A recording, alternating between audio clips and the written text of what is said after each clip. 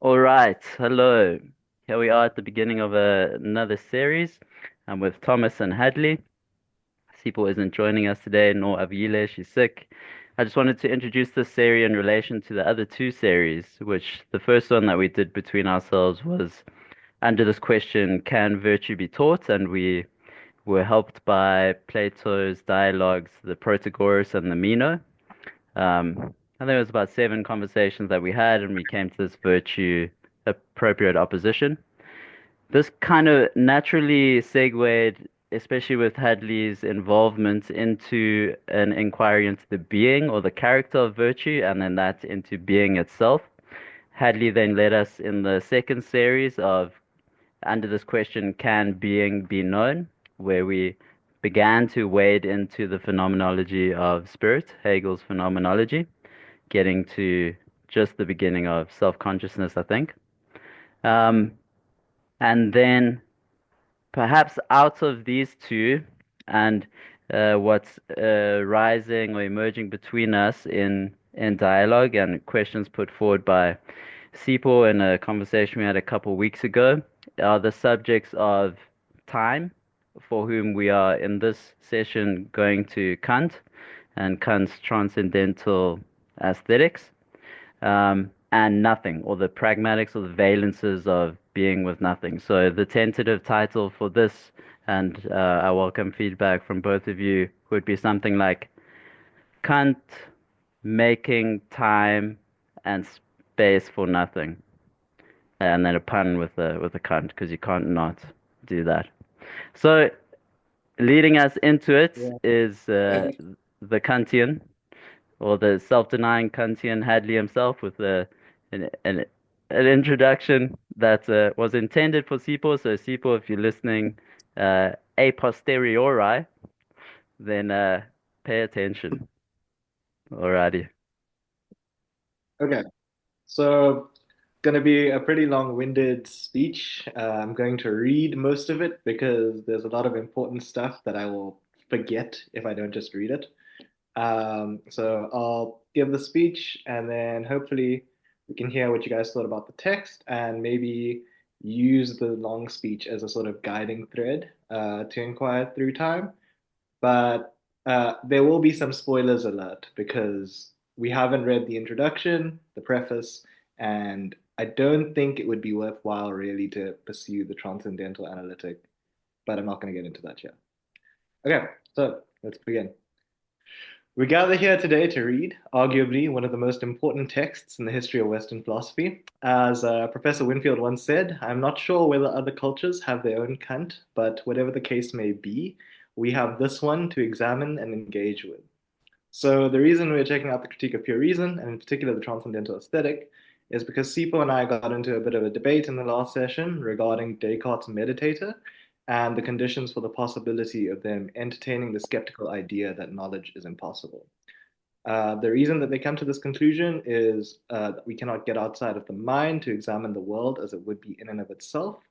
And if I remember correctly, Sipo's complaint was something like that in order to enter the meditative state, the meditator would have to be part of a community which exercised language and thought in the past to be able to express their skeptical doubts. Perhaps this might seem plausible. I think it does so at first sight, but the past, whatever it turns out to be, is somewhat perplexing. Let me try to put it like this. What is the past? Is the past a mind independent entity that exists prior to your perception of it? Is it like a colosseum that contains the storehouse of the universe's memories, which exists apart from us, that we peer into to read the stories of history? Or is the past a relationship between states of affairs in the mind independent world? In this case, the past is a relationship between events. Here, it could be considered as the records of people and things they saw and interacted with, like we get in history books that put down important events like the French Revolution.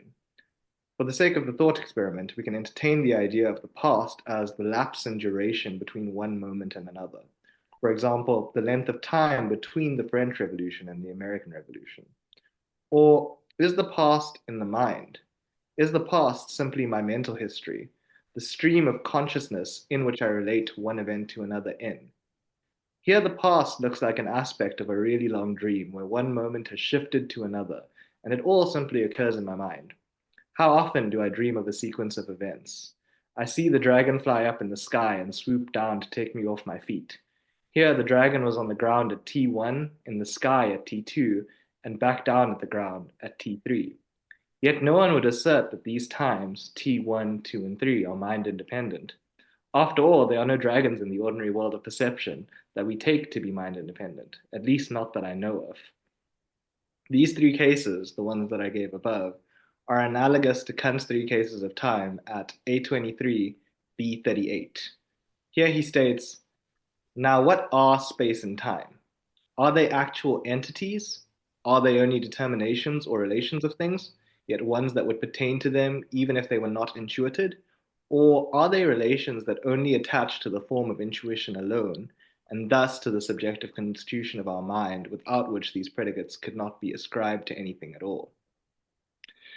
In this passage, insofar as I understand him, Kant considers whether time is a mind-independent entity, a relationship between such entities, or an instrumental entity. In the first case, time is something like the eternal. It is that entity which contains all events. It is rather difficult to say how we come into contact with this entity. Perhaps we see its likeness, as in the Timaeus, where time strives to be like the eternal by changing, while the eternal is that which always remains the same. In the second case, time is a relationship between entities or an entity. For example, the lapse between childhood and adulthood, or the number of moments between motion in one billiard ball and motion in another. Finally, in the last case, time is an instrumental entity. The example I gave above was that of dreams. Here, the stream of consciousness is itself considered as temporality. This stream exists nowhere except in the mind, if that terminology be so allowed. Perhaps, as we shall see, it may be better to say that other things exist in it. Kant is going to argue for the third case. Here, the past is but a moment in my mental history. The tales others tell me are like stories in a dream. But before we consider why he does so and how he argues for it, I think it is worth returning to Descartes' Meditator for a moment. The bite of the meditator's skeptical considerations comes from something like what we call the correspondence theory of truth. The correspondence theory of truth claims that an alleged item of knowledge is true if it corresponds to the way that the mind-independent world is. For example, take the claim that it is raining outside. This claim is true if it is raining outside. The correspondence theory is just a fancy way to say that the claim is true if it is the same as reality or if it matches up with reality. This is a pretty standard way to conceive of truth in contemporary philosophy, and if truth is required for knowledge, then we can claim to know something only if it is true. But can we know that anything in our minds, our concepts, ideas, sensations, perceptions, experiences, correspond to the mind-independent world? It might be thought so at first. Perhaps the feeling of warmth when I move my hand towards the fire reflects the nature of the fire itself that exists apart from me. Or perhaps when I see a straight stick, the straightness that I see is the same as the straightness in the stick. But the real impetus of Descartes' first meditation comes from undermining this. We start from simple sense perception. Notice it provides moments that seem to be true, and then notice the counterfactual illusions, such as straight sticks in water, that appear to be bent even though they are actually straight. Next, we move from these preliminary illusions to more powerful ones like dream states and the evil demon thought experiment, which reduces the world to a purely instrumental phenomenon. For even something as ordinary as the Zoom meeting could be but a dream, albeit a pretty boring one. Furthermore, the true colors of which dreams are painted, such as the shapes that make up what was supposed to be Sipo and Abuile, but I guess it could be Daniel and Thomas, could turn out to be unknowable in their proportions if there was an all-powerful deceiver. Descartes, at his best in the first meditation, is out to demolish all knowledge, mathematics and perhaps logic included. An all-powerful demon might make it so that for me, the interior angles of a triangle always equal 180 degrees, even though the interior angles do not equal 180 degrees in the triangle in itself. Maybe this seems mundane, but it precludes the possibility of constructing the world from mathematics or logic the way many philosophers might try to. At the end of the first meditation, we are left in pure angst. Perhaps the world still appears to us, But we cannot believe anything in this appearance anymore. The world that appears is no longer the mind independent reality so many of us want so badly. Instead, it is my world, an instrumental world devoid from any truth where I am constantly deceived night and day. Here, there is no truth. The really dark and twisted thing about Descartes' dreaming argument is that if it's taken seriously enough, it turns out to be a real nightmare. Many people claim not to find this convincing anymore, but it is clear from their actions that they in fact do. They consider movies like The Matrix convincing and entertain skeptical conclusions which stop us from getting outside the mind, so to speak. This leads to all forms of contemporary philosophy, although that's another issue. All I will say about this is that there are so many versions of this problem in contemporary philosophy, such as the inverted brain thought experiment and Van problem, if God and evil demons are not your cup of tea. Uh, if you're speaking to me, feel welcome to pick your poison. Whatever you choose, the issue remains the same. We cannot escape the mind to make sure that the mind independent world, the supposedly true one, corresponds to it. This position tends to be called external world skepticism, since it claims we cannot get outside our minds to the true world that exists outside it, but we need to do this in order to acquire knowledge. Descartes himself does have a solution to this problem, but many people find it dubious due to concepts like God and causality that come under question from future philosophers. The latter especially so due to Hume, who I'll try not to get into for the sake of brevity. Skepticism for Kant is only the second stage in the development of philosophy. We can think of it like the teenagehood of philosophy. Not quite yet mature philosophy, but is no longer as naive as the childlike state that came before it, which Kant calls dogmatism. Dogmatism pretends it can simply read off the character of the mind-independent world without a prior investigation of the mind. This childlike state is that occupied by those like Aristotle who practice ontology as first philosophy. Here, the philosopher tacitly assumes that there's a direct access available for the mind to the mind-independent world. We read off the character of being directly from it. Whatever Kant's conception of Aristotle might be, the point is that ontology can no longer be first philosophy after skepticism, since the skeptic throws into question the very assumption the ontologist starts from. But Kant thinks that the skeptic is still as bad as the dogmatist. After all, they end up making a similar claim about the mind-independent world, namely that it is the source of true knowledge. To express the denial that true knowledge is impossible.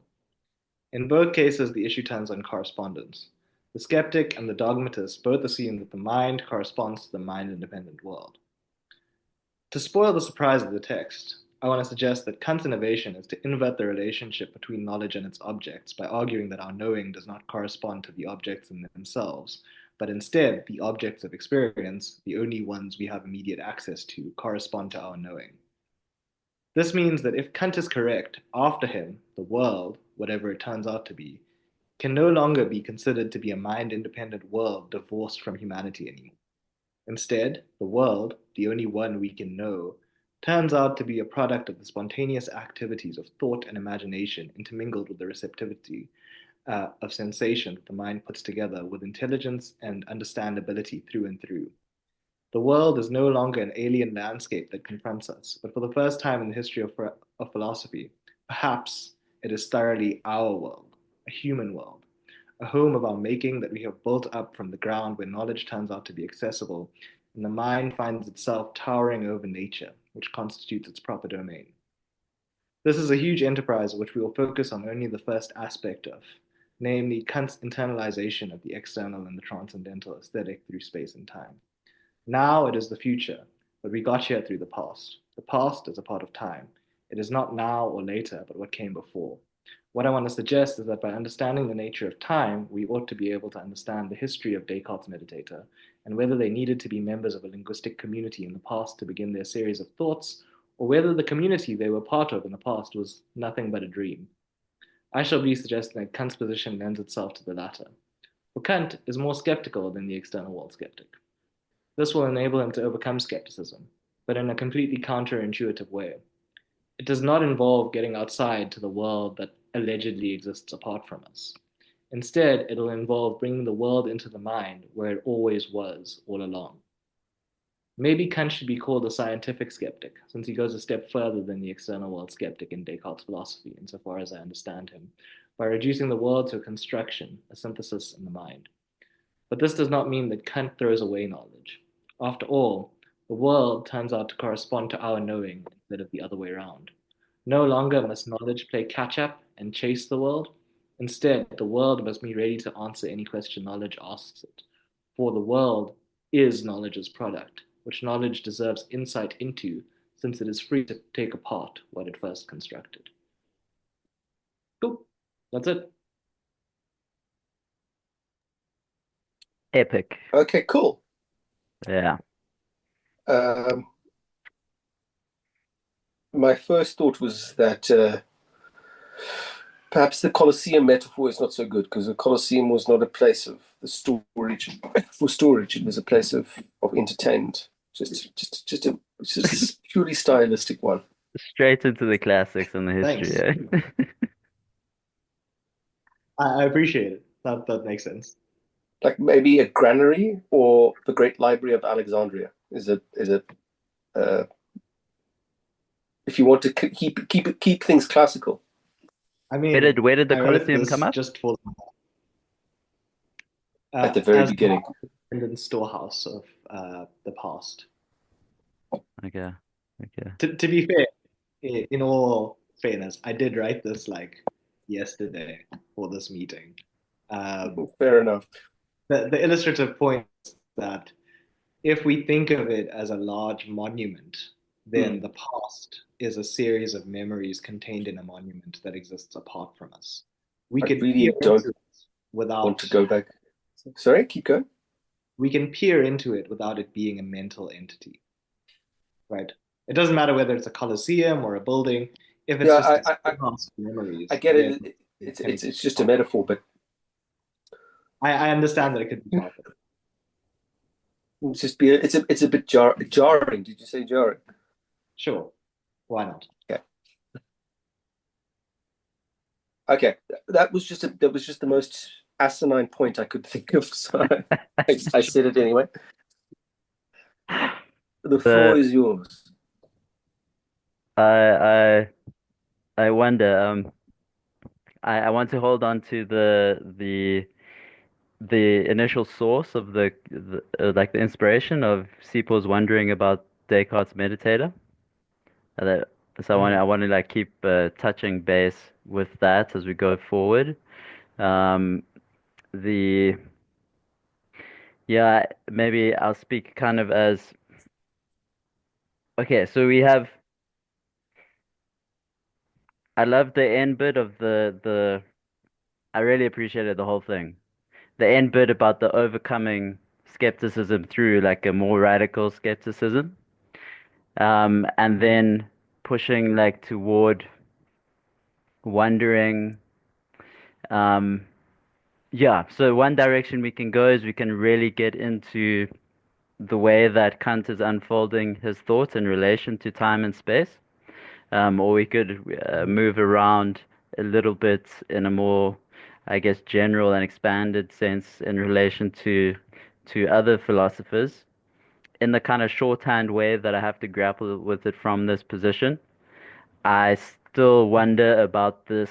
The word on my mind is monstrosity, but that's perhaps not it. Of material itself, of the matter that has a place there in Yeah. the system, um, and that has this. It's like this highly generative absence that we get this bringing in of the world into the mind in Kant, but there seems to be this other material that's there, and it's a haunting presence. So if he as you say, like he recovered an alien world for us by bringing it into ourselves. He might have made the world more alien as in his more radical skepticism. So that's my first It's go. almost too ideal. Is that am I touching on it? It's almost it's too idealistic. There's I'm not sure if no it's what? too Sorry. idealistic. It seems like there's a specter of reality haunting the Kantian system or something like that. Like there's this leftover spiritual ghost, You mean and like that's a you common mean like criticism of Kant, brute actually. brute matter is lurking on the outside that he can't. But Well, I with the mean there yeah is a the languaging that he uses of representation, it comes up towards the general remarks at the end, but he talks about representation, and since mental states are representations for him, the issue is that since he reduces the world to a representation at some point, the question is, I guess, a representation of what? Because a representation is always a representation of something. Something, yeah. In this case, the something is not the world in the mind. In a strange way, if you take that problem as radically as you could, well, maybe not.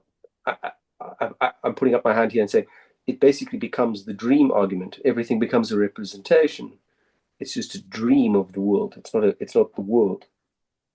Yeah, so the Kantian twist to all of this, I think Dan put it nicely when he said there seems to be this matter that's retained in the system is not to keep it in the system, is to leave the thing in itself over and above as something unspeakable, unsayable, untalkable about.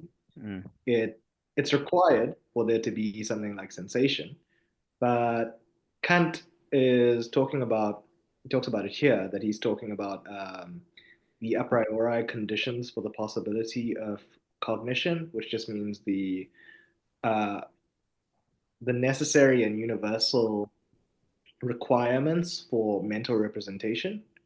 And matter is, although necessary and universal in one sense, it's required for all of our representations. It's particular and contingent. Ah. Sensation either happens or it doesn't.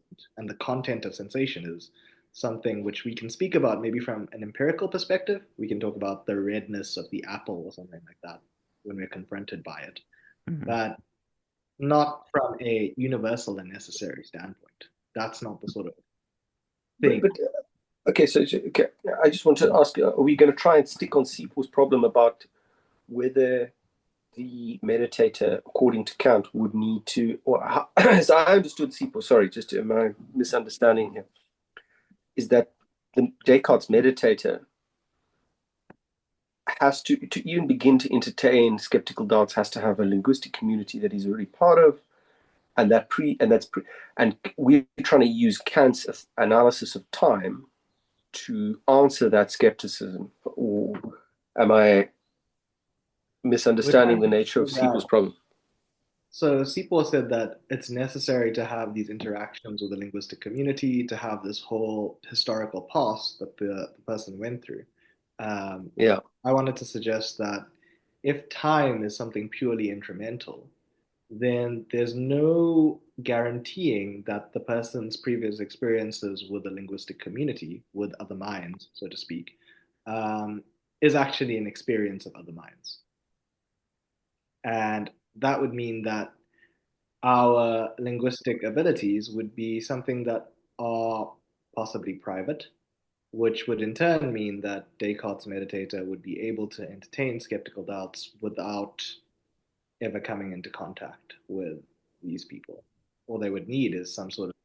But wouldn't they? Okay, so that's an interesting suggestion. But wouldn't that imply that the skeptical doubts that Descartes' doubter in that particular scenario, in some way, he can't leave his own mind? Yeah, good. He's a bit like when Aristotle says in Book 4 that the guy who denies the law of non-contradiction is reduced to a vegetable. We can kind of throw him away, because the minute he tries to deny it, he kind of ends up getting involved. He leaves his little private world. Sure. That was just a parallelism. There was a parallelism that maybe complicates the picture too much. But no, I think it's not a bad parallelism, but it's very much like that Aristotelian problem, right? To say that the person who denies the principle of non-contradiction in metaphysics is like a plant is not. It's not an argument. If anything, it's a good rhetorical. Yeah, he's going like, you're an idiot. Please fuck off. Yeah, essentially. But the meditator, even if they do express themselves to a perceived linguistic community, and that seems to undermine it, it might not, because I don't know, you speak to people in your dreams sometimes, and that seems like a normal part of the dream process. That You know, there's a sequence of events, you have these conversations, things happen in Sorry, I'm relationship. not understanding. I thought that the speaker who entered, oh, sorry, the doubter who enters into the room, we agreed as that he kind of enters into a private space. Yeah, and in But that private space is the world in which he internalizes in himself. mhm. And in the internalized world, there's perceived entities like the you that I'm speaking to, which may or not be you in yourself, whatever that might, right? The Thomas that appears to me. I don't know that much about you, Thomas. I know that you're slightly disturbed. I know that you're a wonderful human being sometimes. I know all of these little tidbits about you, but my experience of you doesn't seem to comprise knowledge of you yourself. Um, It's only it's not necessarily universal. It's particular and contingent from yeah, it's and from not events only and that, but it's a sensational experience, right? I mm, see your body as well, of like, course I'm sensational. of course you are. And I hear your voice through these sonic waves, etc., etc. And all of these are sense experiences, which if I could dream the most realistic sense experience, the seeing my hands in good light is Descartes' example, then my sense experiences of you are just as bad as my sense experiences of everything else. I can buy that, but so isn't Sipo's problem quite it's quite valid. It's definitely it's going to the core here, and I'm wondering how does Kant's analysis of time isn't so the central question then is how does Kant's analysis of time I'm struggling to understand how Kant's analysis of time answers that question because I think that was what we said earlier. Just trying to understand. So the radical change in Kant from Descartes is not really to give us access to a linguistic community. It's to deny Hmm. the need to get out the mind. Okay, I can buy that. Okay, so but Usually, truth implies correspondence, and in order to have correspondence, we need to get from our representation, our mental representation, to the world outside of us. But and Kant's going to pull away. segue that back, Yeah, pull the whole lot inside. yeah, pretty much. We can go over the first set of arguments for it if you'd like to. There's Okay, a well, what if let me play a bit more devil's advocate here, but what about the if the skeptic changes his tone slightly and says it's about the truth of the proposition. sure. So are these really hands? I mean, we should probably not talk about propositions. We should probably talk about judgments, because Judgments. Okay, in Kant we can talk about judgments. Yeah. yeah, Okay. because judgments are mental activities, whereas propositions are usually On taken sentences or something like that in modern. those would be part of a linguistic community. Yeah. So they seem to pack in all of that already, whereas judgment as a mental activity could be something maybe privately done. Uh, Okay, so but the objects of judgments are but we need to figure out what the object is, right? So one of the radical shifts that Kant is going to bring about is to redefine what the term objectivity means. And no longer will objectivity mean, I guess the German word is Gegenstand, which means that which confronts. Um, no longer is objectivity a mind independent thing in itself. Instead, it's some sort of mental polarity that stands as against the subject. So no longer are they two independent kinds of beings, but they are two distinct parts of the process of knowledge. Yeah, okay, the I heard Hegel in the process of knowledge there. Yeah, I think Distinct. Hegel picks up on it. Eh, the But he because does so in a way. Yeah. I was wondering more to at least in the little reading that I've done. Um, it there I'm not seeing so much that position of process, and I guess that's why I was speaking about this this something that's retained in the system. So it's like there's this introduction of that skepticism that outdoes the skepticism of Descartes, Mhm. but then there's a settling on something, and then it's the question of whether it's fantastic how this is helping me see into Hegel better, um, Yeah. as a context Um, that Hegel is responding to. Um, but I'm just so the reason why um, like suggesting we keep it linked to Sipo's issue was to kind of keep that sense of skin in the game almost, but that might begin to fade as we lose contact with his positionality in it, and we kind of like infer Mm. position. So I think what's more important in the process of attempting philosophy amongst ourselves is like um, engaging that dimension of I have something at stake in the question of whether there's an object out there and whether I can know it, and like, and in that, Mm. Well, I'm on point, but I hear that. I'm just interested in this because I think Sipo's question represents a. I think he's coming from. Well, I don't want to speak for him, but um, it comes from. It's basically an historicist question.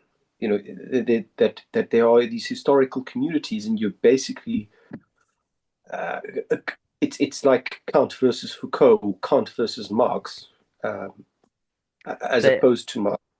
so that was the first aspect I got of the problem, but it feels like maybe you might be able to articulate more of the problem as it sits with you. Am I correct in seeing it like the only reason why these problems occur to me is because I'm embedded in this community of thought that has a history that they are posing these problems to one another, and so I encounter this Maybe problem.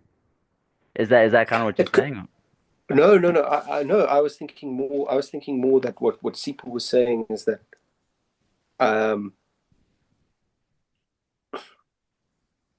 the very content of our cognitions is itself would seem to me to be conditioned by our historical communities and within a language. And yes, so certain questions like whether knowledge is possible are going to emerge out of a certain historical community. I mean, the problems of Descartes, when I was wandering around medieval philosophy, apparently they come out of people like partially out of Ockham and what's his name, John Duns Scotus. They're creating a more voluntaristic picture of God, and so God can will things that are kind of contrary to reason, and so eventually you get this idea of God can actually will you to do something that's evil, and so you get this idea of God possibly standing in as almost like the devil, and you can see how that sounds as like an ancestor to Descartes' evil demon. Is a kind of an ancestry there. Um, but I think Sipo's point is maybe more that yeah, I thought that it was more that historical communities are presupposed. You know, that language is presupposed, and therefore history is presupposed in our cognitions.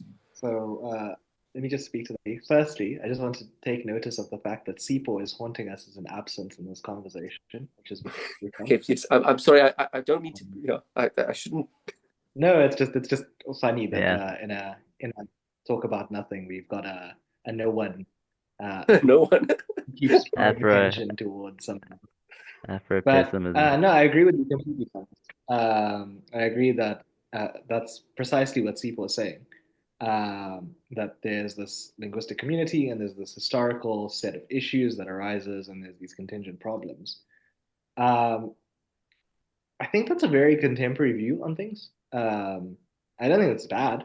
By any, it sounds very much like Heidegger, like the Dasein, we're thrown into the world and we find ourselves as part of this socio-cultural community, and that's what conditions our ideas. But I think that also leads to like a postmodern view, or it could easily lead to a postmodern view where all of our knowledge is conditioned by historical processes, which I think is also something that comes out of the break with Kant. But I think what's so radical and what's so interesting about Kant is that he's seeking some form of unconditioned, some form of absolute or some form of truth that is unconditioned, that has no historical conditions, that has no predeterminations by being that, and that sort of thing is going to be whatever the investigation of the transcendental philosophy reveals it to be. He's So seeking for a knowledge that doesn't require us to have these, that is purely accessible in and through itself, whether or not we have the privilege of speaking to other people on. yeah, something that kind of the older philosophers might have talked about God or the good itself. Yeah, something like that. Maybe we could call it knowledge or something like Knowledge, that. knowledge with a capital K. Yeah, sure, why not? That's Some sort of content that we can get into with, if we just really sat and thought about it long enough, we would come to see that this must be the case. yes. Yeah. And I think that Sipo is not. I don't think. I think he's in my interpretation of our conversation, my conversations with him. I don't think he's posing this question as a defender of that postmodern view. I think he's posing it to get at how does Kant answer this question? How does Kant respond to the postmodernist? Yeah. I don't know that he does necessarily, but Well, I suppose that if we he's pre postmodernist. exactly, he's the break at which modernity happens. But But the whole question we of time is that, can, yeah. yeah. Um, But Obviously, we are interacting some sort of past, but I think looking at the actual arguments might help guide the conversation a little bit more. Because yeah, right now, I think we're just faltering on speculations about the nature of Descartes' meditator rather than trying to entertain what the aesthetic has to offer for us and how it forces us to reconceptualize the meditator's standpoint. I might have a good segue there if you don't have a particular Okay, argument in mind. Go for it. I do kind of, but sure, why not? Okay, you'll keep it. The Yeah, I'll keep it in the background and just chuck it in if I need to. this sense of um because kind of this semi-resolution to Seaport's problem is the sense that this knowing or God or and in a post-dogmatic, post-skeptical philosophical situation is something that we can conceive of as arriving at if we sit and think about it because of its nature. If we sit and think about it long enough, I think was the expression that Hadley just used, we will kind of naturally get there, which gives this sense that there's this I'm coming to word like lawful way in which thought and reality unfolds and reveals itself to itself, which is then I would assume what Kant is like writing about, arguing for, endeavoring to discover, following this process.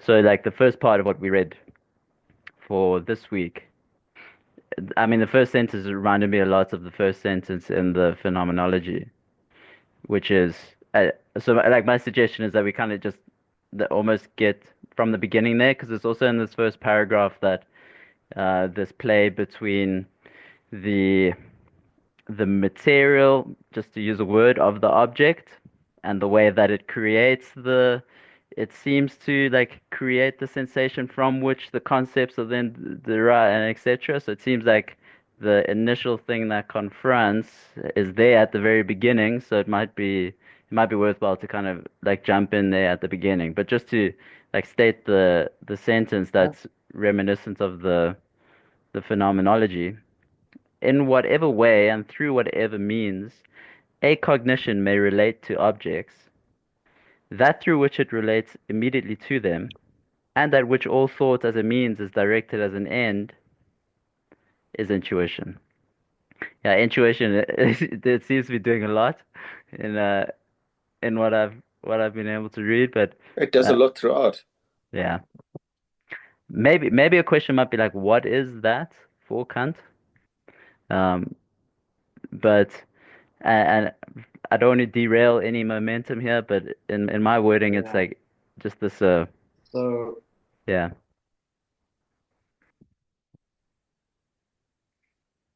Um, Hadley's pause for me. um, Are you hearing to him, Tom? anticipate, Sorry.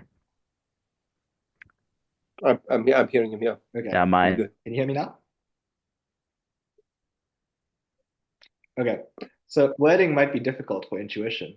Um, to anticipate some of the arguments, the reason for that is because intuition is going to turn out to be non-conceptual. So it's going to be hard to describe with words, but it's he defines it pretty clearly there in whatever way and through whatever means an mental representation may relate to something that through which it relates immediately to them is intuition. So intuition is what happens without any further mental processes taking place. It's the primary mental process, so to speak. And intuition becomes mediated later on in the scheme by things like concepts. And those are how we group intuitions.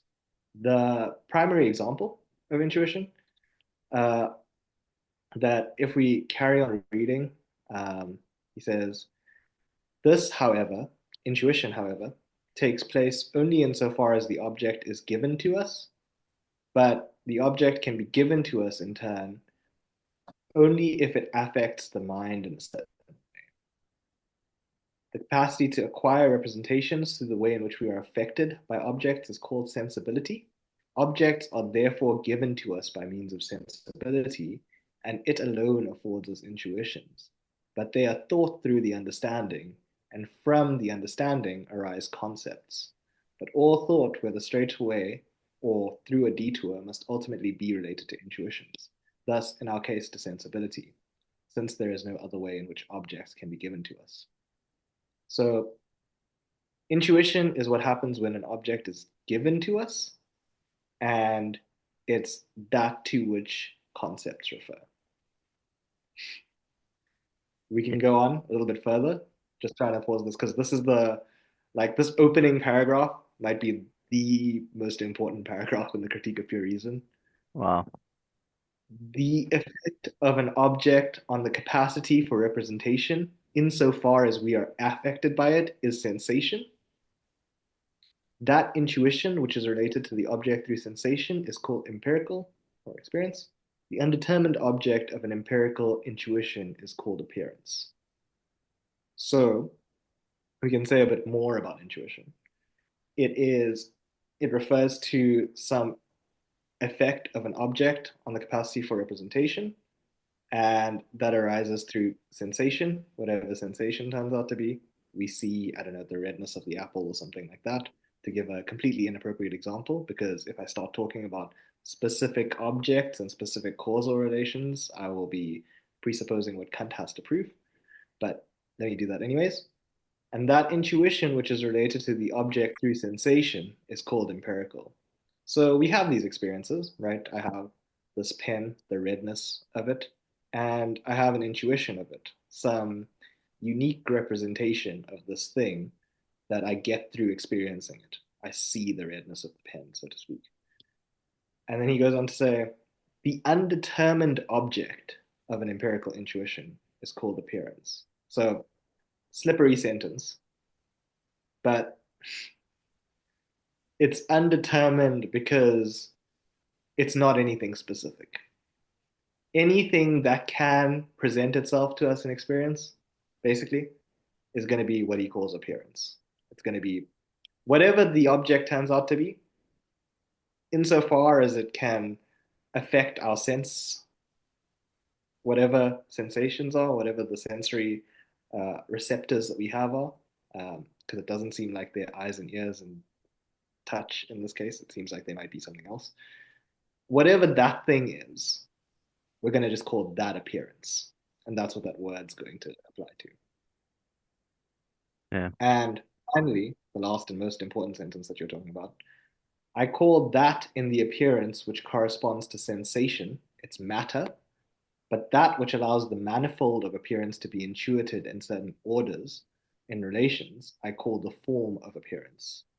since that within which the sensations can alone be ordered and placed in a certain form cannot itself be in turn sensation. The matter of all appearances only given to us a posteriori, but its form must lie ready for the mind a priori, and can therefore be considered separately from sensation. So what I take him to be saying here is that the stuff in appearance, the content of appearance, is whatever corresponds to sensation. We have, I don't know, the redness of the pen, the blueness of the bottle, and the yellowness of the sticky notes. I'm just using secondary qualities for uh, this purposes. Lock. And there's this matter, this content, but in order for the content to have a certain relationship, for the redness to be related to the blueness, to be related to the yellowness, for me to put these different intuitions, these different sensations, I see the redness now and the blueness later or something like that, and to put them into some sort of whole picture, I need to structure them in a certain way. But the structure can't come from sensation. It's not as if though the world comes at me all at once, so to speak, but the form in which I relate these objects to one another is something that has to be there in the mind. Kant is also just, it's really weird. The whole book is quite circular. So this is an anticipation of an argument that he's going to give in a second. Does that help? Circular in terms of like self-referring through the book. It's like, But it almost has to, isn't it? Because the mind has to kind of refer to its own objects, the objects that the mind can conceive. I don't know how to put this, but it seems as if, because Kant's put the mind, everything in the mind, it kind of, everything kind of has to cycle back to the mind and from the mind, proceed from the mind. Is that a fair? Well, we didn't read the introduction or the preface, which I did suggest would be helpful. But he said that what previous philosophers, the dogmatists, Aristotle, etc., would try to do is read off the character of being straight away. So investigate the world without investigating the mind. And he says that the big innovation of whatever philosophy has come after that is to realize that we have to investigate the mind first. And so, in order to do that, the book is called The Critique of Pure Reason, I guess. And you might want to ask, what is it that critiques Well, it's going to. reason, or how can pure reason be critiqued? Because in order to give a critique, we'd have to give a reason against it. And so, in order for it to be not to be prejudiced, the reason seems like it would have to be separate from the reason that it's critiquing, but it can't do that. Otherwise, it wouldn't be the sort of reason that it attempts to look into. So it's difficult. He gives this example of a law court, and he says that here reason finds itself in the unique situation where it has to play both jury and defendant, essentially. And it has to do that by coming to see itself correctly from within.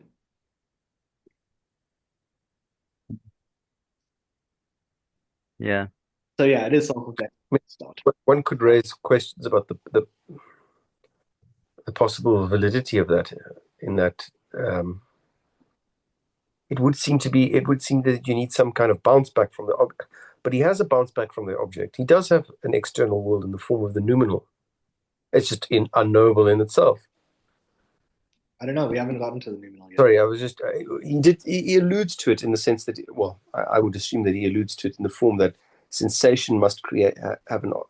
He says that sensation is caused by something, but we can't know the thing that it's caused by. That's difficult. The effect of an object on the capacity for representation, insofar as we are affected by it, is sensation. And the undetermined object of an empirical intuition is called appearance. So it could be that the object of sensation is something that exists apart from us, and then there could be two objects, the object that affects us and the object that we sense, right? The sense object that we make a representation of is the reduplication. Or it could just be that the appearance, whatever the appearance is the unspecified object that somehow elicits sensation. Yeah. the I have a sense of two directions. It might be to go like to prior to the, because that problem that seems to glimpse there, I think even in the third or in the second sentence of this paragraph, the first paragraph that we went through, there might be some might be to push in there, but that will be getting into the content itself. The other direction, that might be like a contextual work in line with like reflecting on the title of the text itself. Like just wondering, for you, Hadley, how do you or how would you um, articulate the contribution that Kant makes to like this wider historical philosophical movement? I mean, like you're beginning to say there, like the it's this pure reason of the prior dogmatists that's is like this unbridled assumption of access to reality that is then coming into question as the inquiry comes more to the mind that's knowing the reality. So like what is that? So I've heard it expressed like there's a kind of humbling of reason almost in Kant by its giving its limitations, and that he then like Mhm. um, uh, articulates what those limitations or a prioris are. Um, but yeah, so those two directions. I mean,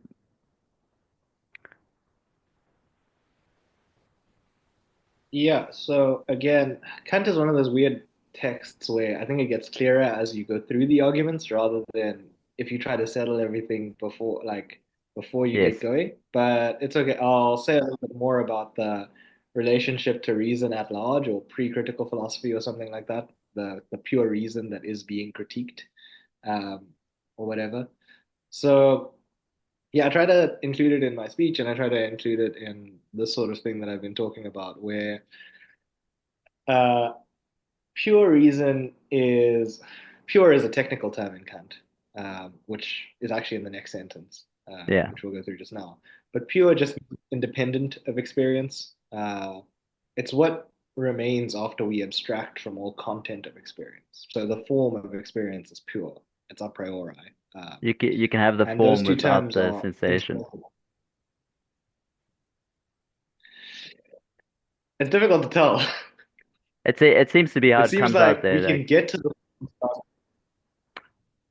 okay, it's difficult to tell whether the form exists from the sensation, yes, independent and of itself, or okay. whether it's something that just must be there in order to have the sensation. Let's Which push is it to why, so Kant gets interpreted. Yeah, yeah, go. no. This crack just seems like it might serve us because it's like, does it come before? So there's a sense in which the form of the thing is delivered from the sensation. That's how the process of coming to the concept of the form arrives, given like the what we explored. But then the pure form seems to be something that stands apart from the sensation, as being like you can contemplate the form of something without the Hmm. sensation of the thing as it appears at a particular moment. Does that sense of Yeah, a crack? so that's But wouldn't that amount to an admission that you could contemplate the thing in itself? yeah, so that's a very interesting way of putting it, and I think Thomas has brought that up well. So you said that we can contemplate the form by itself. And that's I think, a very old way of looking at it. So like we get to the good or we contemplate the good as that which is higher than all sorts of beings or something like that. For Kant, it's kind of weird. We get to the forms, which are the conditions for the possibility of things, which we'll get to in a second with space and time, hopefully. But we don't contemplate them. We just reconceptualize the world of sensation in terms of them. Like we don't stick thinking about the a priori. We just have to know what the a priori is in order to get a proper grasp on the content of sensation. Like what it is to know is not to come to grasp this being in and of itself. It's to come and grasp the structures that condition all objects of knowledge, and then we can go out into the world and think. Like Yeah. it's like you put it in boxes. Is that a fair way of putting it? Yeah, sometimes Kant is criticized as pigeonholing the whole world or pigeonholing the appearance. So like just stuffing them into these little shapes. Okay, okay. Um, I think the like impetus in pushing on that crack was it's like because of the sentence, I think it was the next sentence you're about to read. Like, I call all representations pure in the transcendental sense, in which nothing is to be encountered that belongs to sensation. So then it's like, I guess that's why I express it in that way. It's like the sense that um, there are representations that are pure, and their purity is their difference or their being encounterable apart from sensation. I suppose he doesn't say it exactly that way. Um, but what you encounter in them is nothing that is encountered that belongs to sensation. Yeah, so if you skip a few sentences down, after the pure form of sensibility itself is also called pure intuition, he then gives you that sort of process that he's talking about of separating that which belongs to sensation from the pure intuitions. So if I separate from the representation of a body that which the understanding thinks about it, such as substance, force, divisibility, etc., as well as that which belongs to sensation, such as impenetrability, hardness, color, etc., something from this empirical intuition is still left for me, namely extension and form. These belong to the pure intuition which occurs a priori, even without an actual object of the senses or sensation, as a mere form of sensibility in the mind. So you take this pen, right? And you can consider the pen in various ways. You can consider it as a substance with many properties, right? Substance with accidents. It's a red pen. The redness belongs to the substance that is the pen. It has weight, it has height, length, breadth, whatever you want to talk about. But you try and take away all the properties from it. You ignore the redness and you ignore the silver tip and you ignore the breadth and width or whatever you want to talk about. And The yeah, length. sure. And you get to something that's apparently some residual thing that's has to be there in order for you to do that. So I think we should get onto the arguments. Yeah, I want to know what is that thing? Sorry, is it He going to says be extension and form. Mm. okay? Extension and form are going to turn out to be space and time. Space as extension is pretty common. Descartes talks about all bodies are extended, so that might be one way to think about it. But Kant is going to do something interesting with it. So skip down to the section, the Transcendental Aesthetic first section on space, B37, A23. There he says, by means of outer sense, a property of our mind, we represent to ourselves objects as outside us and all as in space. In space, their form, magnitude, and relation to one another is determined or determinable. In a sense, by means of which the mind intuits itself or its inner state, gives, to be sure, no intuition of the soul itself as an object. Yet it is still a determinate form under which the intuition of its inner state alone is possible, so that everything that belongs to the inner determinations is represented in relations of time. So space and time are there identified with what he calls outer sense and inner sense, and it's probably worthwhile to understand what on earth he's talking about. Um, so outer sense could be thought of as all our non-psychological representations, the chairs, tables, desks, things that aren't taken ordinarily to be in the mind. And then inner sense can be taken to be our psychological representations, the stream of consciousness, our feelings, desires, pleasures, pains, all that sort of stuff that we usually think of as inside the mind. Okay. Why he calls this space and time is going to be sort of shown through the arguments, but that he does think that space and time are these senses that we have, so to speak. So just can I just slow down for 2 minutes? Yeah, go for it. I'm just saying, if I understand it, that pretty much every object of reason can be reduced, and the mental world can be understood as a within the resources of space and time. Whatever those are two intuitions. Is that correct? Space and Space is time one. are forms of intuition, and if you really want to be specific, it's not all the objects of reason. It'll turn out to be all the objects of understanding, all the objects of possible knowledge, belong Mhm. in space and time, which is what he's going to argue for throughout the Transcendental And Aesthetic and the anything with Analytic. But reason is for Kant the faculty of ideas, and the faculty of ideas seeks to go beyond experience. Whether it can do so successfully is the issue of the dialectic. To things like God, the world as it exists. yeah, in itself. It's like I'm prepared to accept that. I'm just saying, you can see how someone could, a materialist could invert this picture, play with this picture a bit, and get a materialist picture. Yeah, sure. Said, yeah, matter is everything that happens in space and time. Anyway, The anyway, difference. sorry, I'm distracting from the. Yeah, no, I mean we'll get there. You might want to keep in mind what we'll get to at the end of this discussion, where Kant distinguishes between empirical realism and transcendental idealism. Kant says that he's an empirical realist and a transcendental idealist. Not the So same. yeah, so he's an idealist and a realist, and he can only say that while escaping contradiction, because the structure of the structure of sensation, space and time, are in the mind, but the content is given apart from it. There's something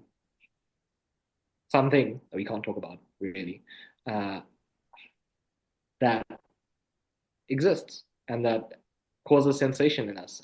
Cause is also the wrong word, um, but we just can't really say anything about it. So in some weird way, okay, sorry, I'm putting my hand up a bit too much here. no, go for it. Kant kind of takes the skeptic by the hand and the dogmatist and kind of says, "Come, let's go together." In a strange way, he Yeah, marries them.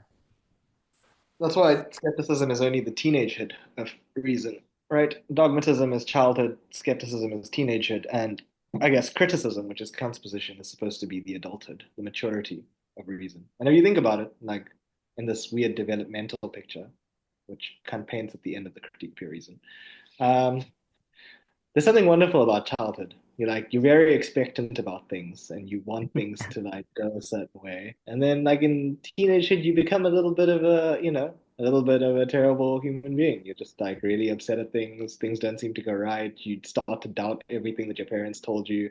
And the world becomes a very different place. Your But freedom's adulthood, limited.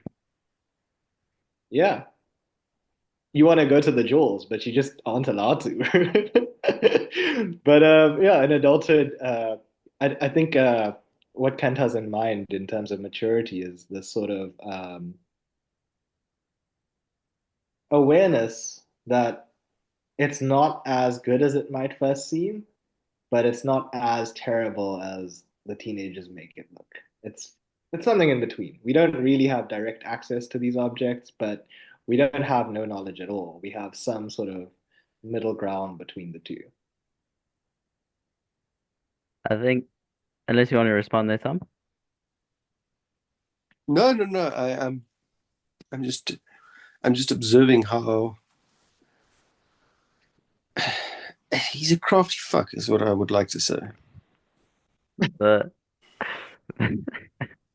The I always appreciate this the historical and like a developmental frame. It always like it's really functional in a pedagogical framing way for me. It's always nice to have it there in some way It's in the context. Mhm. it's a bit like you can see where Hegel got it from, Some people argue that, yeah, sure. Um, or at least why? Yeah, why? And to return to Dan said something earlier about when you were asking me to speak about reason and the sort of broader overview of how Kant is criticizing reason and bringing it to this sort of state of self-knowledge. Um, One of the ways he actually describes it in the Transcendental Doctrine of Elements, all the way at the end of the text, is as the self-discipline of pure reason. So reason has to come to discipline itself, Ah, to see its own sort of limitations and to understand those once and for all. One Yeah, one moment isn't something like that more the will? don't know. I I know. And would, if I it would was, we could have talked about it on Kant's account anyways. Yeah, It's anyway. The difficult to say whether the will is in the world or not. Not the world, the will. the world Yeah, disciplines exactly. It's reason. difficult. Well, it's difficult to say whether the will is in the world. Um, It's there's in the several world. reasons for that. Did you say in the world Well, or in the world? in the With a world. will.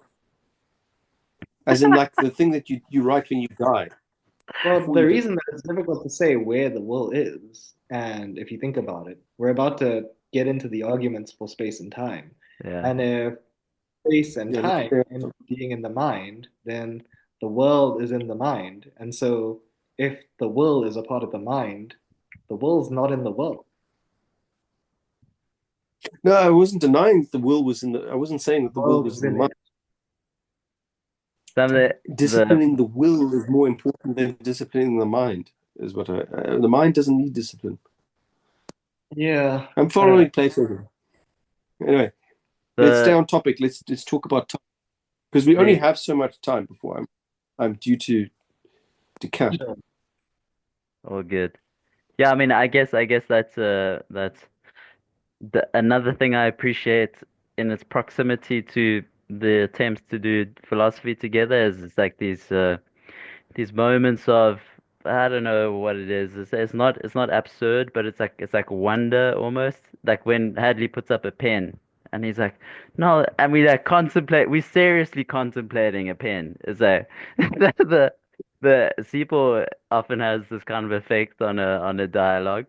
We're like, oh, the chair, the Oh, and I guess it's in the broader context of the series that this is initiating, it is this like making space for, well, making time and space for nothing was the proposed thing. But I mean, in the context of the text, like we've just got to time and space, like all that work done before to come to the possibility. Not we might not even have cognized it. The possibility of considering like what time and space, like what it is exactly that the. Mhm.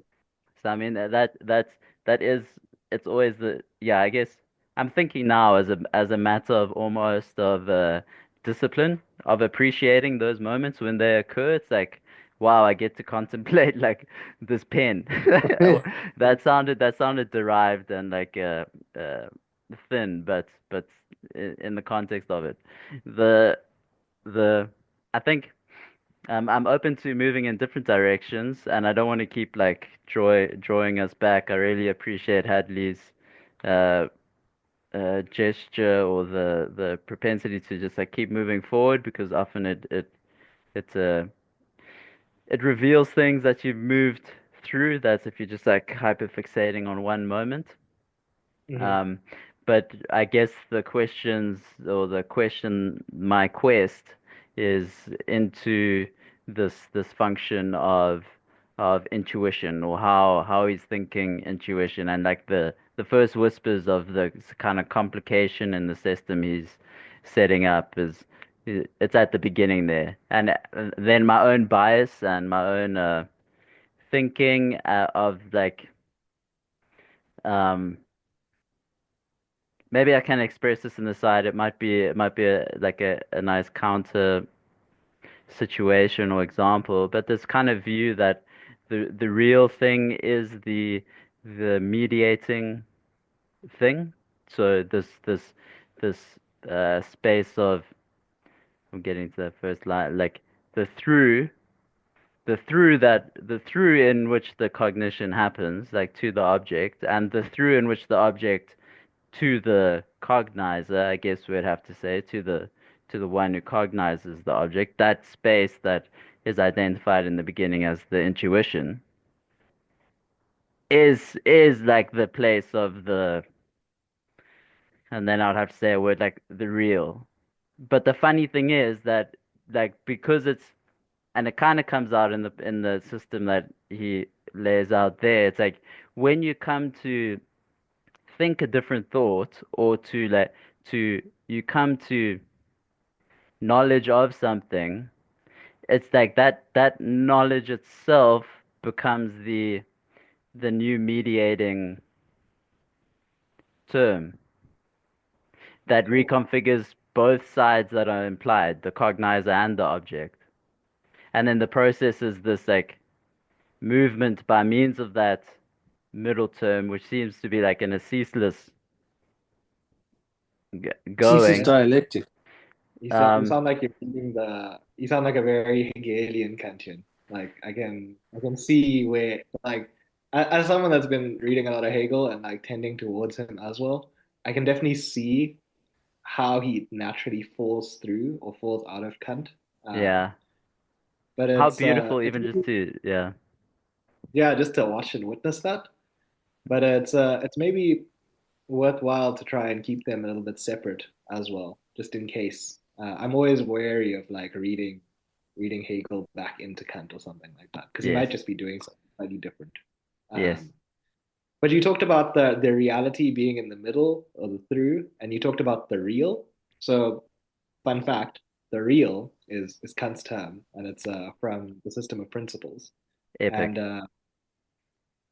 just to anticipate a whole lot of sections of the book, it comes up in a section called the anticipations of perception. And what we can anticipate about perception, what we can know a priori about perception, is that it'll have a degree of intensity, is how he puts it.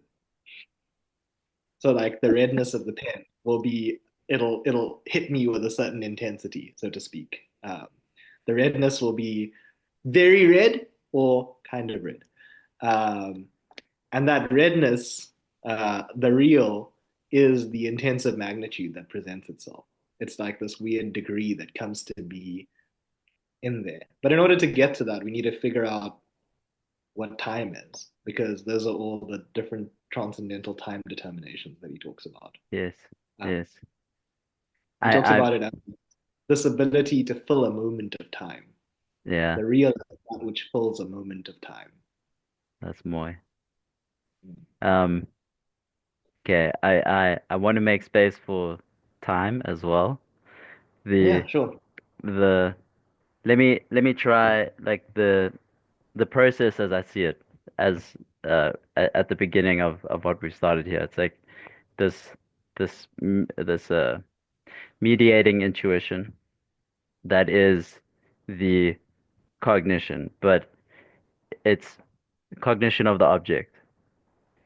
The object Yeah. in some way presses back towards the he does he stipulate, but I'm just going to say subject or cognizer presses back towards the cognizer, and we call that sensibility, or he calls that sensibility, and it's this receptive functioning.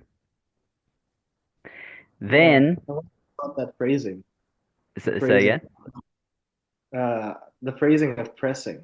So the whole issue of like sensation and causality, people complain about it all the time because it's like Kant is undermining the whole thing that he needs to do, because Hume throws into doubt the whole concept of causality, and the critique of pure reason is to find out about synthetic a priori cognition, which includes causality. So Kant has basically barred himself from using causality from the outset. So we can't think about sensation as the light that sparks off of my pen and hits my eye. And we Yeah. can't think of senses as these things or these things.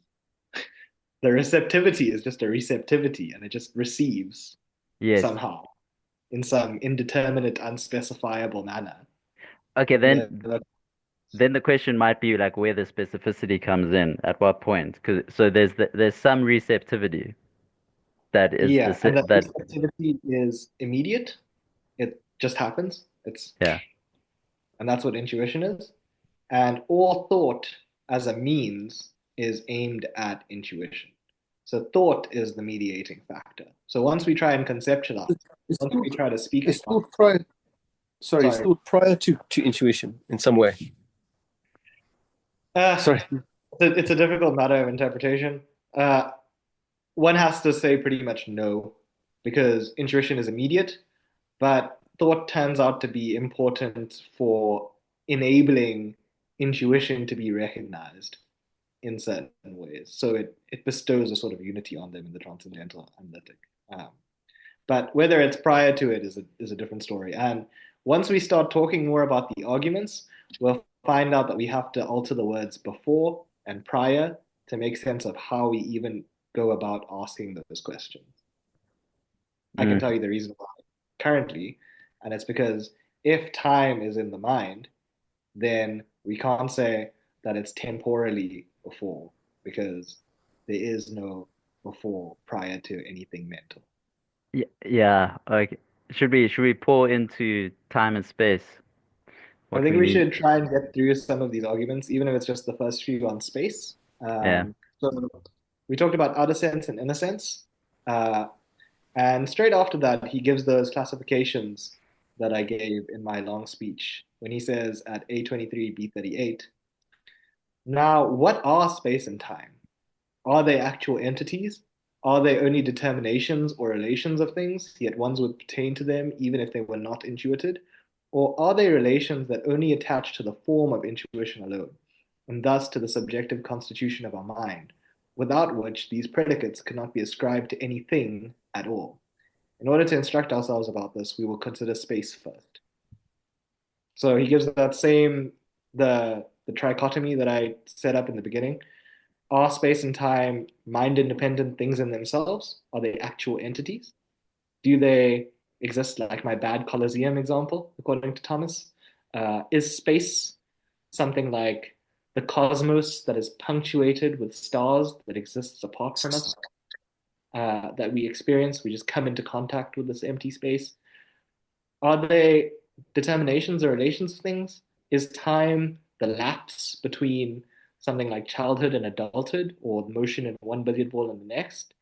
And in this case, is space something like the distance between like a horse and carriage, instead of being this cosmos that exists in and by itself? Or are they only determinations or relations of things that exist in the mind? So think about the dragon example. In the dragon example, I have a dream of a dragon and it swoops down and picks me off my feet.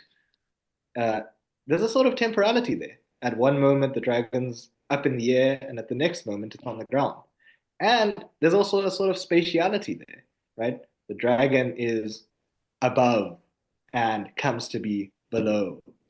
So there's this purely incremental option that seems like it's available for the considering of what space and time are. Mhm. And it's similar to sort of dreams. I mean, the dragon example is kind of annoying because it packs in this imaginative entity to make the case, but we don't really need the imaginative entity. We just need to see that there's this possible temporality and spatiality to the mind. I love the dragon image just as an aside. It's really appreciated. Sorry, I'm being a bit annoying, and Dan, you've been accusing me of being a bit too what's the word, laser focused. But to bring back Sipu's question, the dragon example struck my mind in that it's a particular. It exists only in a linguistic community. So to have the idea of dragon might be, you kind of have to already be part of a culture. Maybe people who don't have the idea of a dragon don't have dreams with dragons. Sorry, it's a complete aside. Sure, maybe, Um, but it's perhaps you it's see, I don't know, a series of reptiles and you see a series of birds. You just see yeah, them, none of it tells you about them, and then you put the wings of a bird on, I don't know, one of the series of reptiles that you choose in your mind, and you never ever bat. say, We dragon. put bat wings. Yeah, why not? You know, doesn't have to be. It doesn't have to be this mythical folkloric creature, right? It just has to be a dragon, whatever that means. Okay, to add to this image of the dragon that and we I want to get back to these trichotomy is a beautiful word, by the way. To that trichotomy, just to Yeah. make sure I have all three pieces. But the dragon and it's come out in a foil for myself for thinking of this tradition of philosophy specifically, like Kant and Hegel, uh, Buddhist meditative practice, and the kind of framing that they use to, well, frame your practice really. And Okay. then the symbology of dragon used in those instances, and it can come to this place where the sensation, to use a word, of the the way in which mater okay, get be charitable in the way I'm going to use words now. I'm trying to just like express towards towards Yeah, something. sure. The What is sensation it? of something gives this dragon-like, maybe serpent-like quality to it, such that there's like this symbology within meditative traditions of, say, training the dragon, often having to do with like wind and fluctuations in breath, and like if you can picture those dragons with the big noses, and then Yeah, yeah, that huge body behind the dragon, like, so if you can imagine a meditator somehow encountering a dimension of experience that resonates with that image of this dragon-like material presence that they are in some way knowing, but in some way know that is like not, okay. But that's just to add to the dragon image. It felt worthwhile. so I The just want to say a little bit more before we get on to the argument, if that's okay. Are you, Yeah. just in response to Thomas, thanks, because you've been like really helpful in bringing out this linguistic community aspect of things. So again, this is very modern, and it's the question of what's the origin of our ideas, or where do our concepts come from, right? Do our concepts come from the historical interactions that we have with other beings? Um, do they require this sort of linguistic, socio-cultural context in which to emerge? Or is the source of our thoughts something like intuition? Is it sense experience? Is Do I see this and say pen, and I dub this fight pen? Yeah, Every time I'm, I see I'm, I'm a thing like this, I had other ones around here, but every time I see a thing like this, I say the word pen, and that's how language originates, right? So in Kant's terms, it would be like something like intuition is prior to language or something like that. It might be, well, it's pre-conceptual. oh, I can definitely concede. I would think that thought is prior to language. I have to cognize the object. You have to kind of see redness and penness Well, and yeah, and penness. to make matters worse, intuition is prior to thought for Kant. So it's pre-conceptual. It's prior What? to even conceptualization aspect. So in terms of Seapor's linguistic community argument, one might say that in order to have a linguistic community, they have to have stuff to talk about. And that stuff is provided by the matter of intuition, so to speak. But then, okay, just to throw Mm. out that, some of the analytic arguments. I think Quine was big on this. Is like the rabbit, the Gavada guy example, and the Little Grui guy. example. Those are the kind of counter. I haven't read those papers, but I'm just throwing them out there. I remember we did those papers for one or two reading groups. Yeah, Uh, so I've actually really started to enjoy Quine, and I hopefully won't get into too long a discussion about him. But even in the Gava guy example, I mean, Kant is really interesting because he doesn't say that language, like Quine is interested in the relationship between word and object in that case. He doesn't say, Kant doesn't say language has to line up with intuition. It's just that our concept has to adequately capture it. So I don't know. We have many arbitrary words like greyhound, dachshund. our language, in some sense, is. I think the Quine. If I just the little like sort of overview of Quine that I've got, I think he confuses our relationship between the word and the reality or the being. That is a purely mental. I don't know. Maybe I'm talking shit. Uh, it doesn't really matter to be honest. I think that he falls within a later series of philosophers, people that are really interested in the primacy of language. So they do language as first philosophy, people like Wittgenstein. And those sorts of people, Heidegger as well, takes language to be sort of a conditioning factor. Kant is not. Kant is going to take intuition as what is Thought. immediate. So intuition is preceding thought, and intuition as that which all thought refers to. Everything that we try to point to is pointing back to some intuition. Whatever the intuition is, whatever the objects of intuition are, we haven't even gotten that far yet. Well, this is actually really worth saying on a Kantian talk. This is what makes it so difficult to do work on Kant, is that we're coming at him from a tradition that already thinks it has gotten past Kant in Mm. many ways. And so the tradition disrupts the reading by putting up all these barriers to getting back to what's important in Kant, Yeah. to getting to actually deal with the text What and go, well, this what is actually is saying? intuition? Yeah. Yeah. What is And he does it actually make saying? sense? Yeah, and then Whether you agree with it or not. after we've understood it, we can put them into conversation with one another, right? After we've Hmm. understood Kant, we can talk about, I don't know, Quine and Sorry, Wittgenstein. I won't bring up either Quine or historical communities again No, until we've understood time, It's part of the, but yeah. part of the The it's very process. easy. Yeah. um, I'm. Do I have your trichotomy right? And this is Sure. applying to space and time. And then, uh, yeah, I guess Excuse me, space and gentlemen, I have to time. go to. Sorry. Yeah, space and time is the first intuition, or the context of intuition, or that's at least how I'm Sure. receiving it now. The structure of intuition is what he's going to argue for. The structure. That's what he's going to argue for, sure. Okay, okay. So the first one was like as an entity.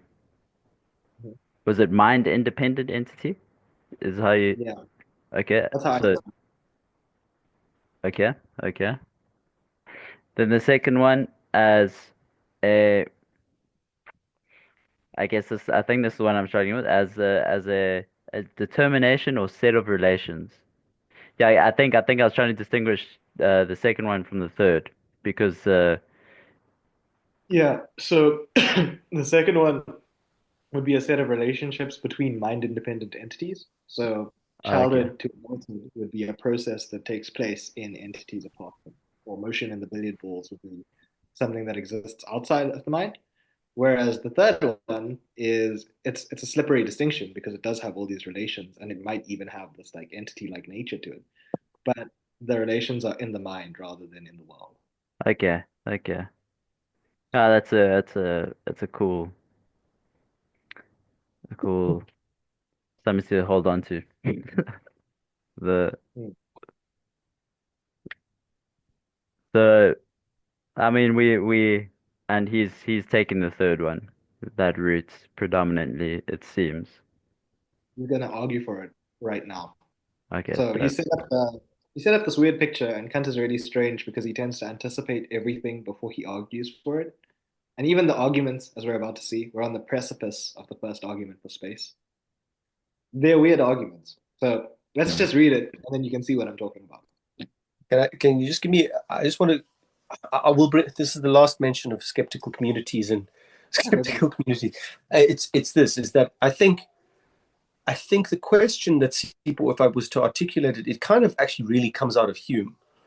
Is that think about the idea? How do we know that dragons don't exist? Is that we don't encounter dragons? No one encounters dragons. No serious human being we all trust encounters human beings. This is Hume's basic argument for why. And I think the kind of argument there is that is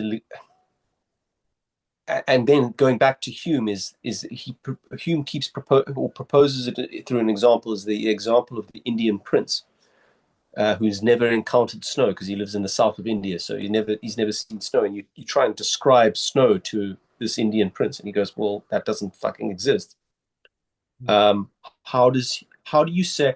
And he says quite explicitly in the inquiry into human understanding that Indian prince reasons validly, and I think that's in some way the essence of the historicist critique is, if the Indian prince is reasoning validly, it's because he lives within a community that's historically conditioned. He himself only has a certain set of experiences, and you can't say that he's wrong, and then you kind of you apply that in a kind of meta way to all of our, and that's how I take the skeptical question to be, more Yeah, or less. you can say that he's wrong. What? Kant He's is going to probably say going that to. the Indian prince is wrong. Yeah, of course. No exists, right? You just Of never course it seen is. him, I'm not going to. Yeah, he's just never seen it. right? Hume is going to say he doesn't. He doesn't. Just putting So that in the. I have to. This is great because it's made me have to rethink Kant in many ways, many times. So we've skipped over the preface and the introduction where Kant manages to bring up Hume and then dismiss him very quickly. But one other way to frame the transcendental aesthetic, since we're talking about space and time, is, and we're talking about them as the form of intuition, which is what we immediately encounter, is Mhm. Kant is trying to draw the scope of everything experienceable.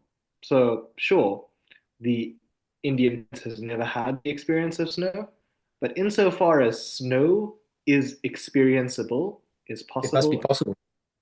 yeah, insofar as it's possible of being a possible object of experience, it will turn out, as Kant will argue, to fall under the concepts or under the intuitions of space and time.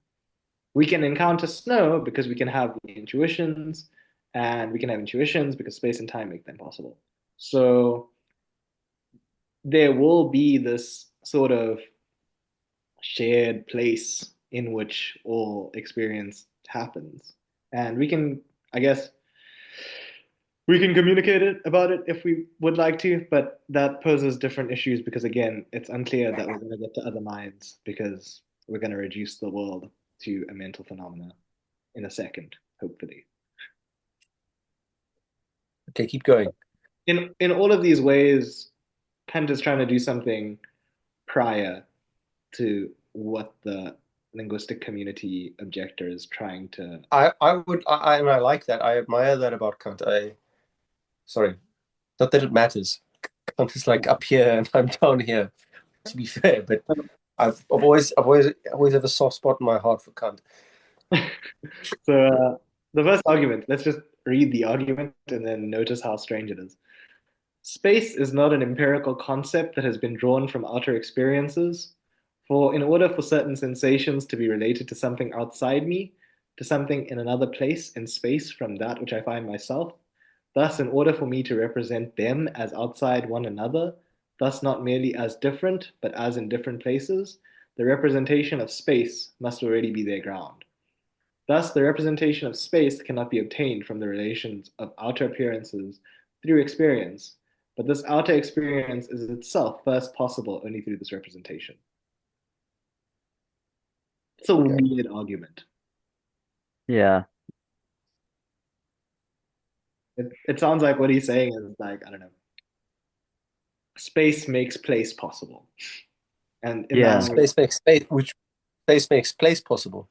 yeah, which sounds like he's saying space makes spaces possible or something like that, right? Yeah. That's Yeah. it sounds absolutely circular as an argument. It sounds really odd and terrible. Yeah. I guess part of the way, And if you want to elaborate.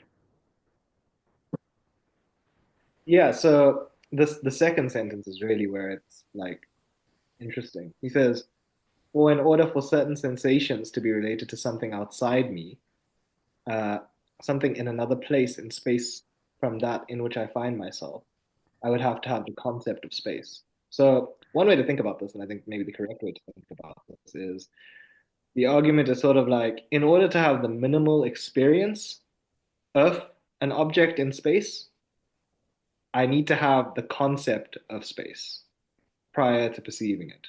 And the Yeah. reason for this is if I didn't have the concept of space, if I couldn't apply this concept, I wouldn't be able to distinguish my location from the location of anything else. Because all I'd be able to perceive is that there's something different to me, not necessarily that there's something that is in a different position or in a different is outside my body, so to speak, or outside me. Yeah. Oh, this is a wonderful terrain. It's like the this like pre-conceptual concept almost. It's like uh, the Yeah. I mean, It's like doing metaphysics.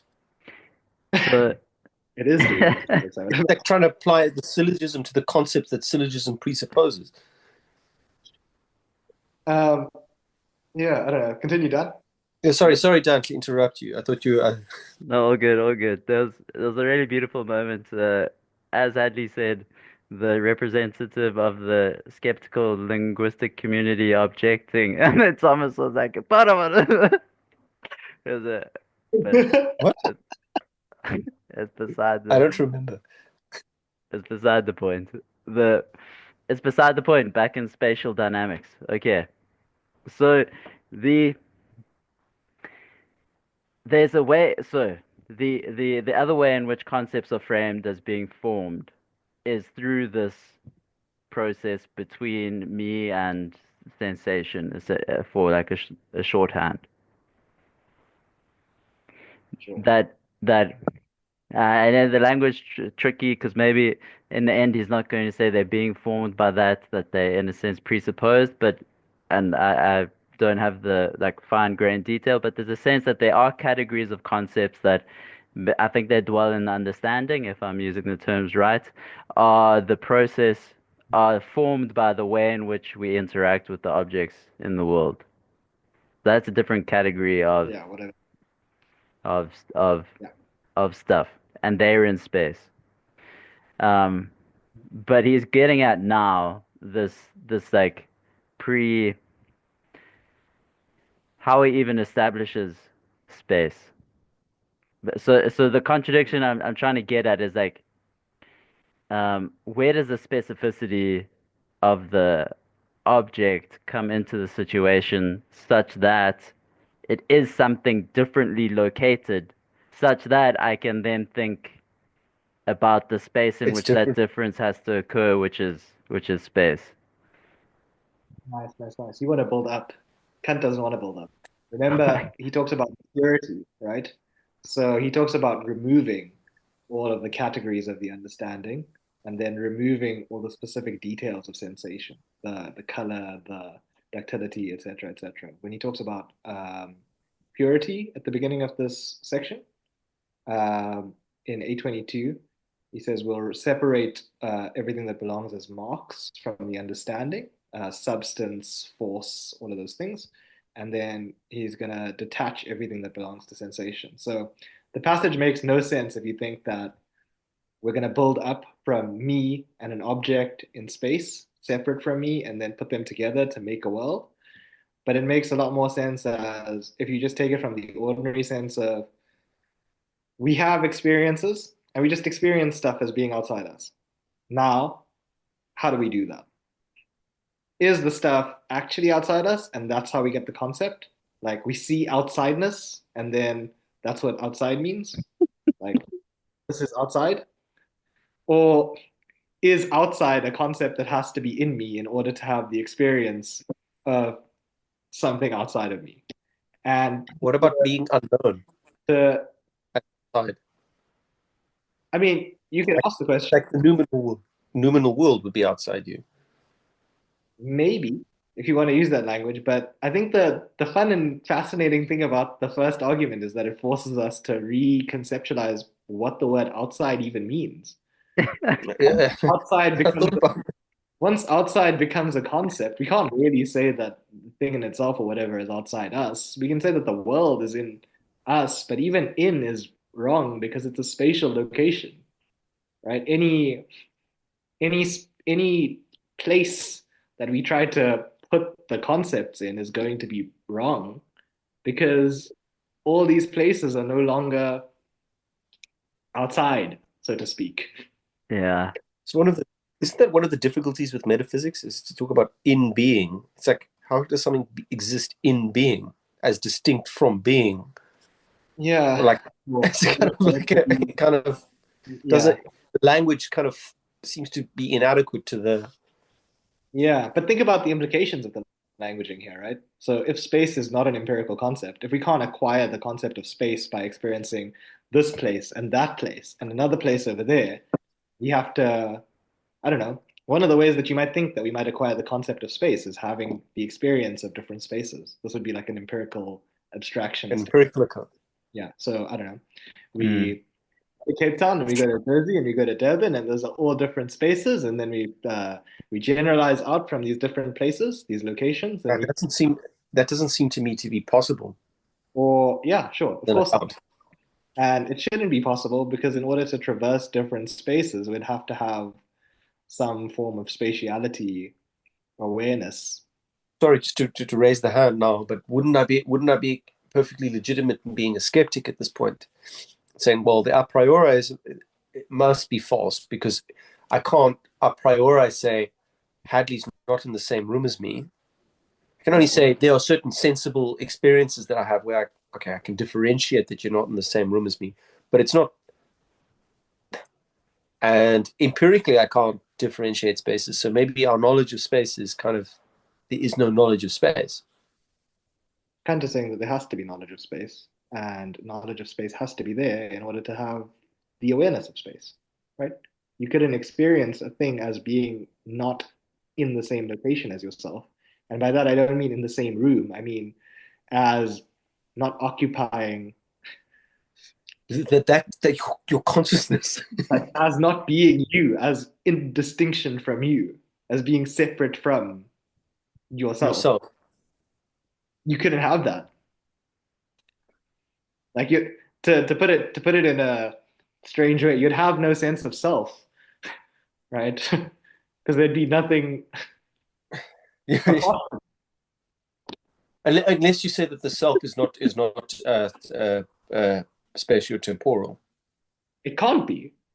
It clearly isn't in this passage. If you have to have the concept of space to have the spatial awarenesses and to have the experience of a place outside of you, well, it's an open question whether the you that's the spatial representation of yourself is you, and It might not be because it's universal, isn't it?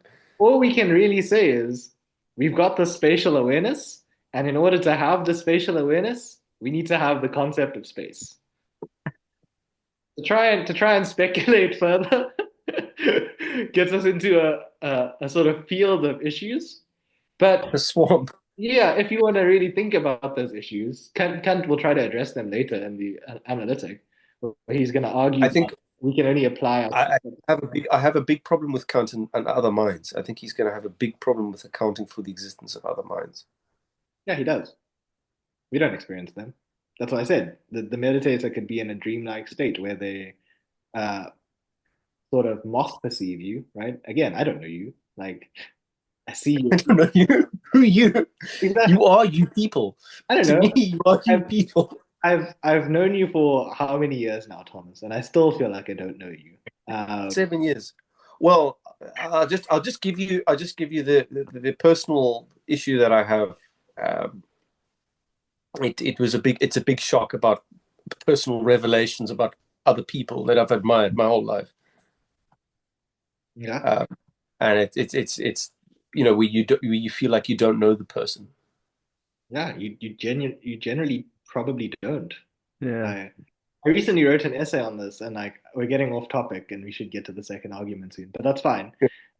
Someone objected to Kant on the basis of other minds, that it was, just if we had this, then we wouldn't be able to communicate with other minds. And my response was, yeah, sure. It's a difficulty for Kant's account, but it's a difficulty with being human. It's just really difficult to know whether we ever like get across to anybody else or if there's anybody on the other side, right? Like, how many times have you spoken to someone and you're not really sure if like the But phone isn't that is, the Yeah. lights are on, but no one's home? And sometimes it really does feel like that, right? You just say some words and you hope it hits in the right way, but very often, you can't make sure that you're communicating what you want to with them. It's just You But try. isn't that? I mean, sorry. Now I'm going to be playing the whale music. Is like, doesn't this exclude the possibility of love? That's it. I guess it depends on whether you think love needs to be an object of knowledge or not. Remember, Kant is the term I think is, that love is prior to knowledge. yeah, it might be. I don't know. Again, the whale music is playing in the Even if it background. were Thomas, even if love were prior to knowledge, we couldn't know. That's the pertinent point here.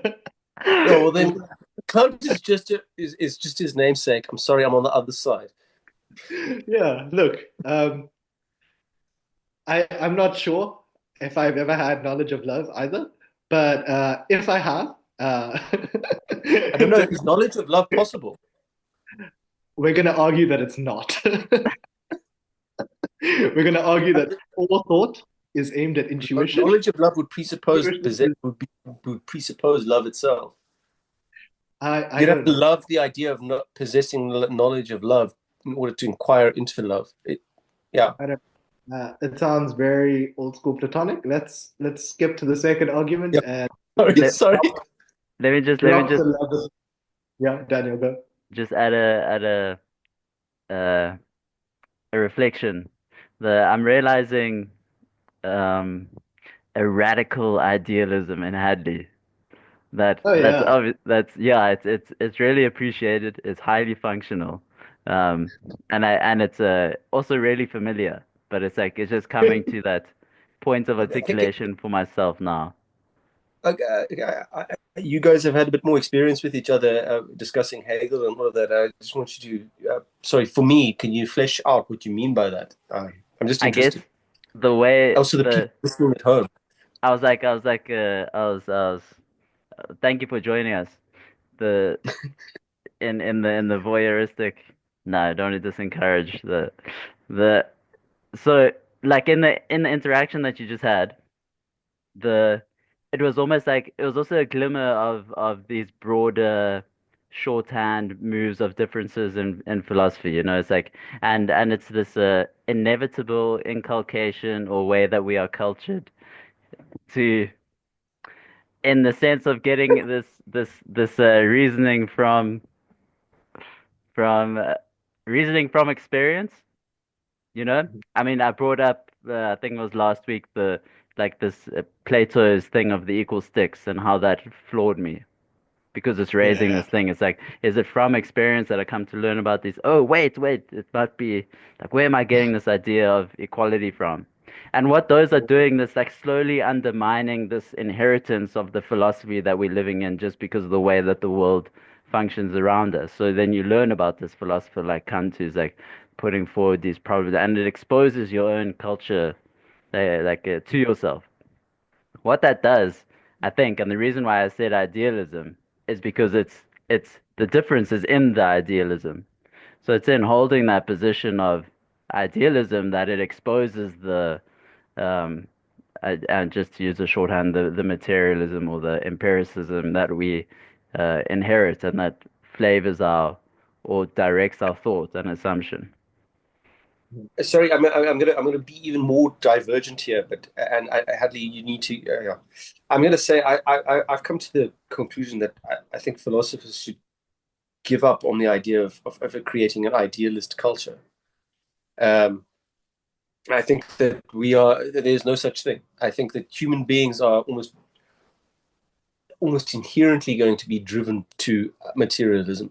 And You're saying idealism from the context of the objecting community. The idealism that's being spoken about is like at a structural or at a reality. So it's not like my well, no, utopia.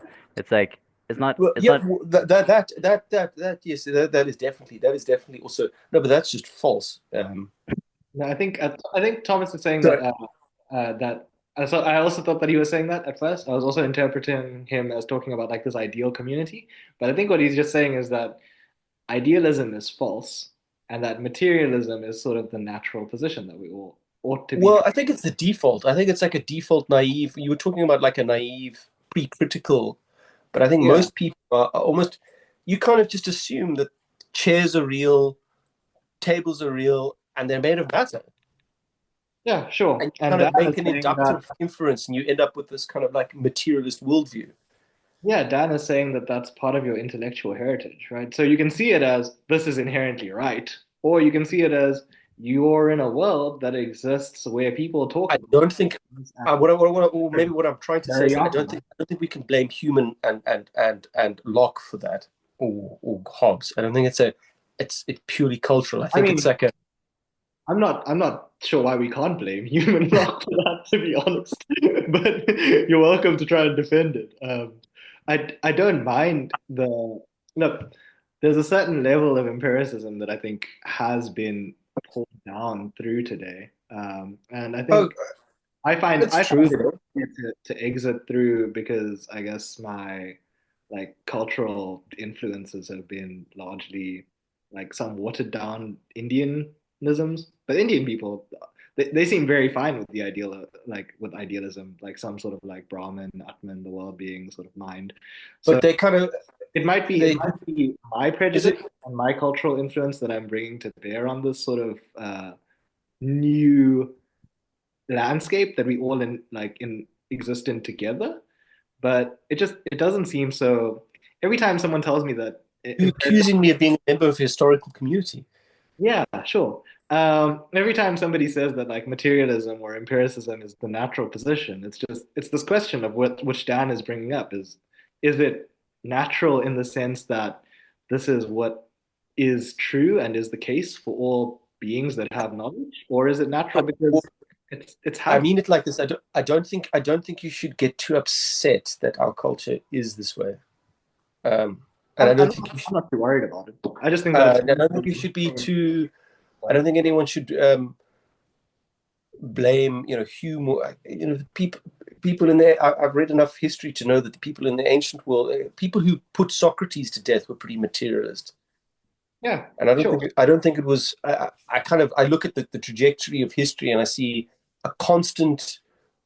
You know, the church standing in opposition to materialism in its own time.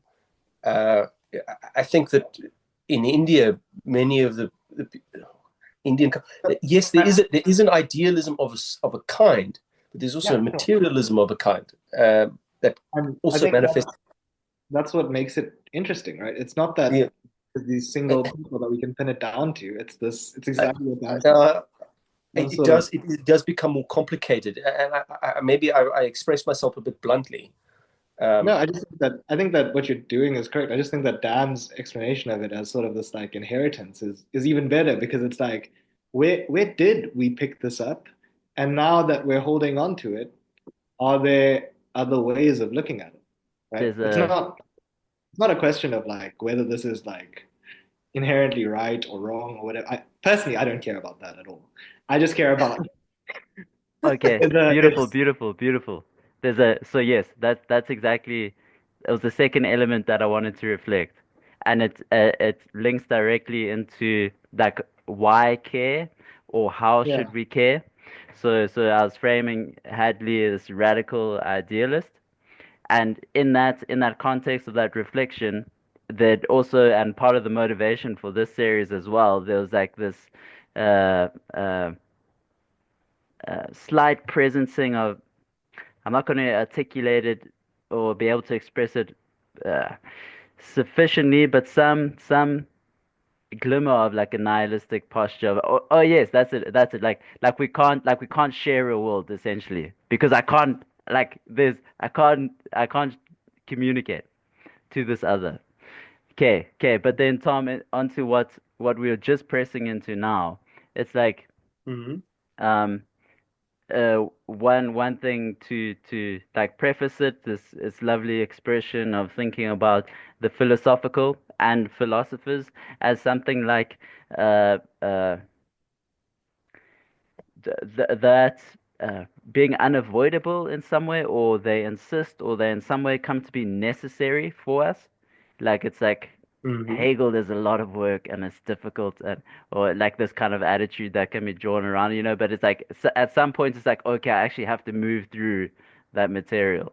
Like philosophy might be that thing that occurs at those places that insist.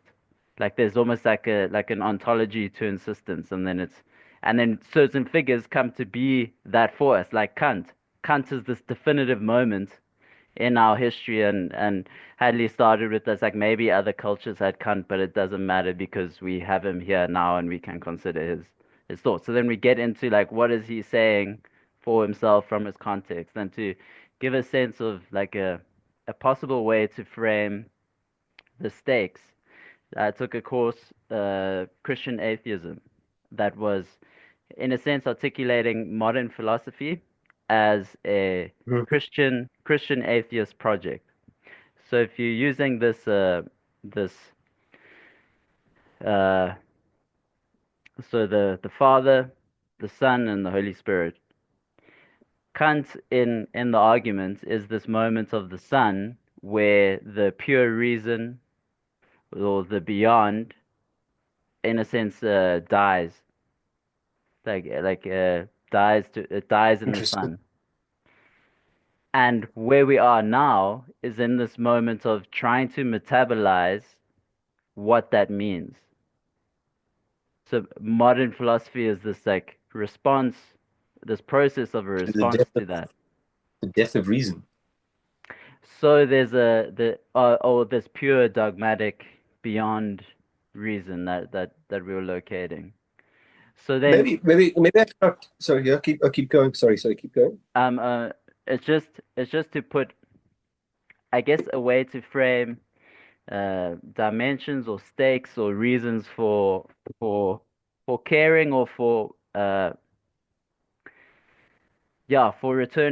returning to the moment of Kant, what his thoughts is actually saying, and the implication of it for how we are situated now. Because the sense of trying to move from a place that hasn't metabolized a really important movement in a thought seems to um, it's going to trip itself up.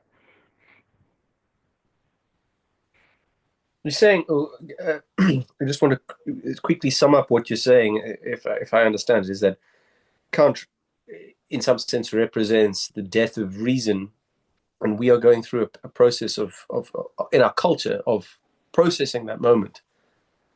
Um, and if we don't metabolize it, it's gonna basically lead to congestion and eventually a violent expulsion. Something's going to go wrong. Yeah. And The maybe what I'm actually expressing is an over pessimism with trying to teach or express philosophical ideas to people who aren't necessarily immediately interested in them. I think this is a great point to jump in. Sorry, just Yeah, one. sorry. Like we've had multiple of these like shifts away from the text, which have been Yeah, beautiful, interesting in their own yeah, right. yeah. But I think this just shows like how this is also what happens in like the Kant scholarship and like in general, like what I've experienced from trying to read Kant literature and seeing things is like you got this text, right? We're on the first argument of the Transcendental Aesthetic. We're like one page into the text, and it's just like there's so much stuff that we're bringing to bear on this. There's so much like intrigue and like preconceived ideas about what philosophy ought to be doing that like Yeah. we almost never get to the text itself. And this I think poses like a really interesting pedagogical question, right? Like You sound like Larry. maybe, yeah. I Protestant. You was sound like a Protestant. Yeah, okay, yeah. Protestant. I don't know. I was schooled by him. I'm currently studying with the supervisor. It's bound to happen. It's the question of like, and I think it raises a really important question for even the other series that we've been doing on this channel and that Dan's been interested in. It's like, why do philosophy, right? Like, what do you expect to gain out of this exercise, right? Like, Thomas, when you made the materialist like objection, it sounded like you wanted some form of like truth, that like Yeah, I want truth. I think we all do. some form of knowledge, and that's it sounds like a reasonable expectation, right? With philosophers, that might be the sort of thing that we do, but like it just bars you from reading and engaging with a lot of material that is not interested in that. I've been reading You mean like Nietzsche, for instance? Yeah, I've been reading Nietzsche's Beyond Good and Evil this morning. and it's been very fun. It's just been like a fun text to read. He starts off with the, I don't know, truth as a woman. Uh, what do dogmatists or all previous philosophers know about women?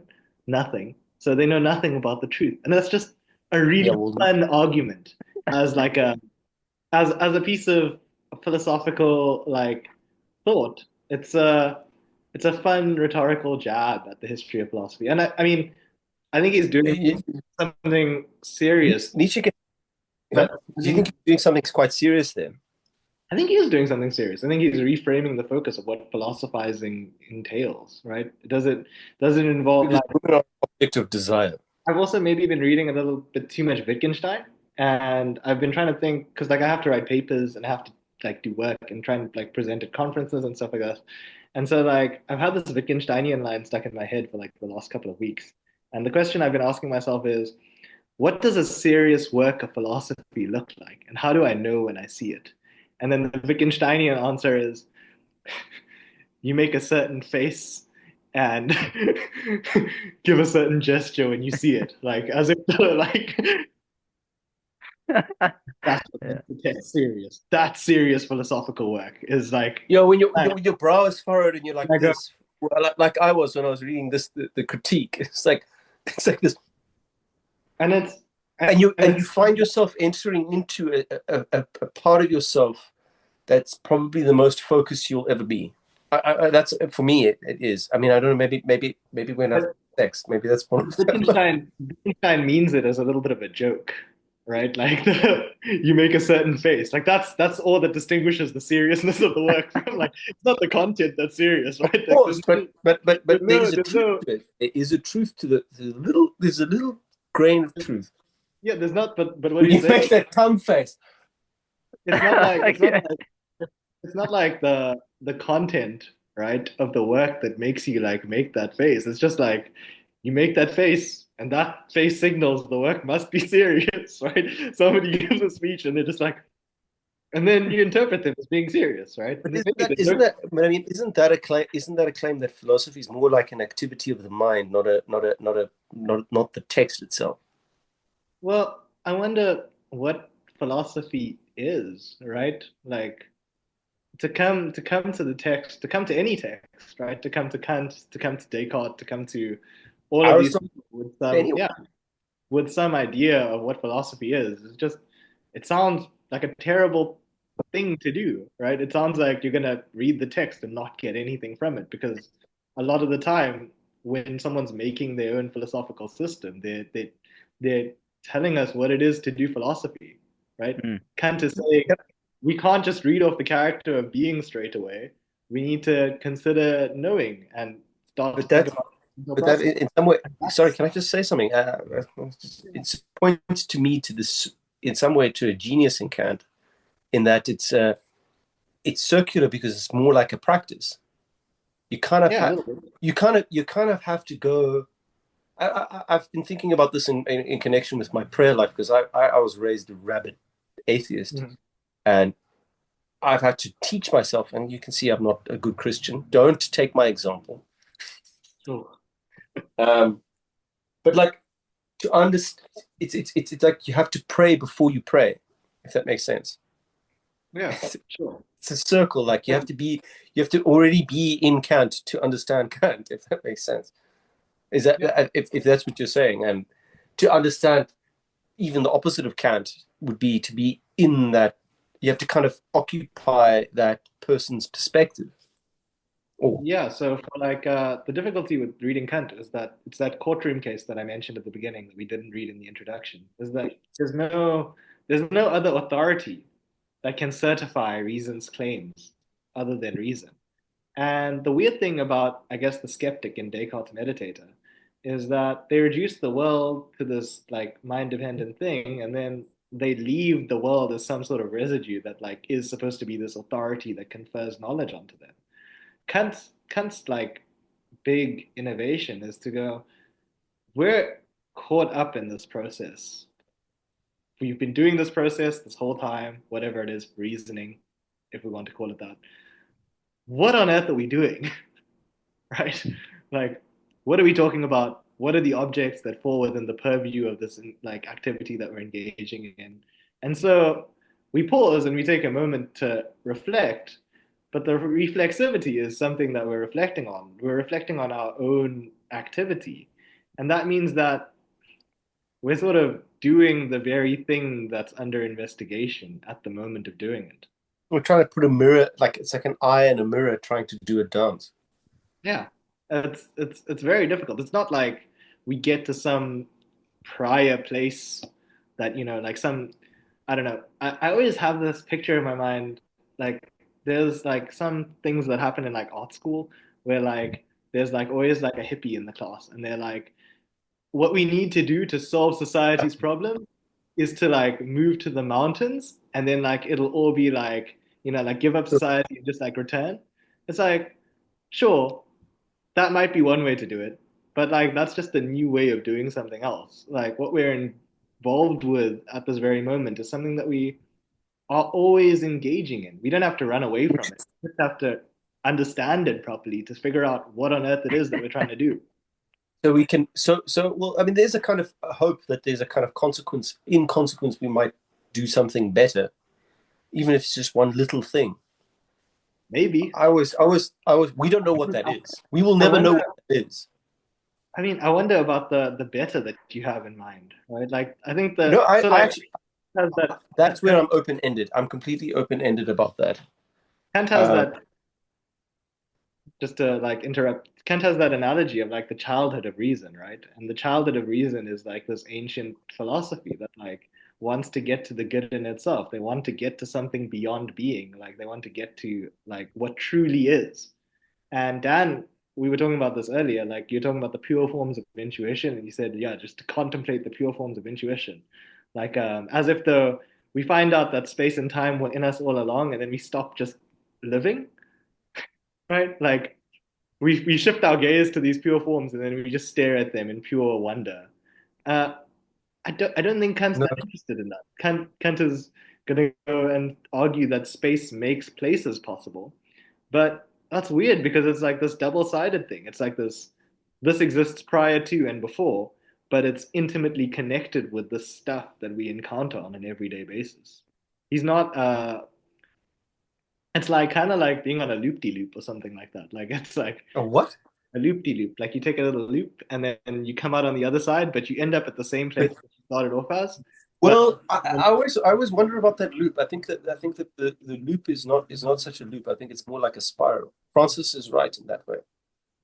It maybe. looks like a loop, but it's actually a progress because you moved. There's dialectical, like, so he has moved you from, like we were saying, pray before you pray. Um, read Kant before you read Kant.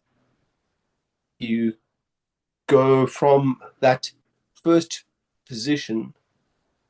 So he starts out where you come in with your preconceived notions, and he corrects one.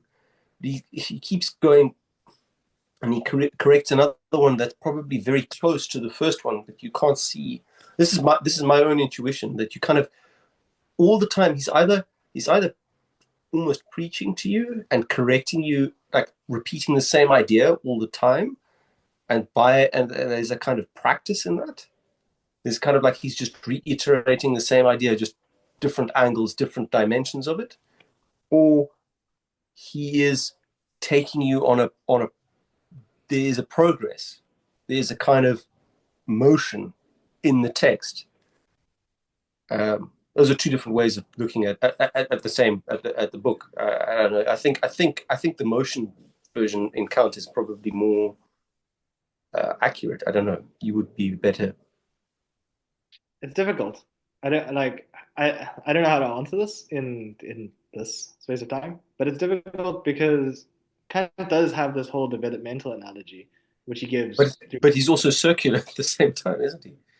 Yeah, but the stuff has it's a problem between like I don't know the chicken and the egg, right? Like the the chicken has to be there to give birth to an egg, but the egg had to be there in order that the chicken could be there.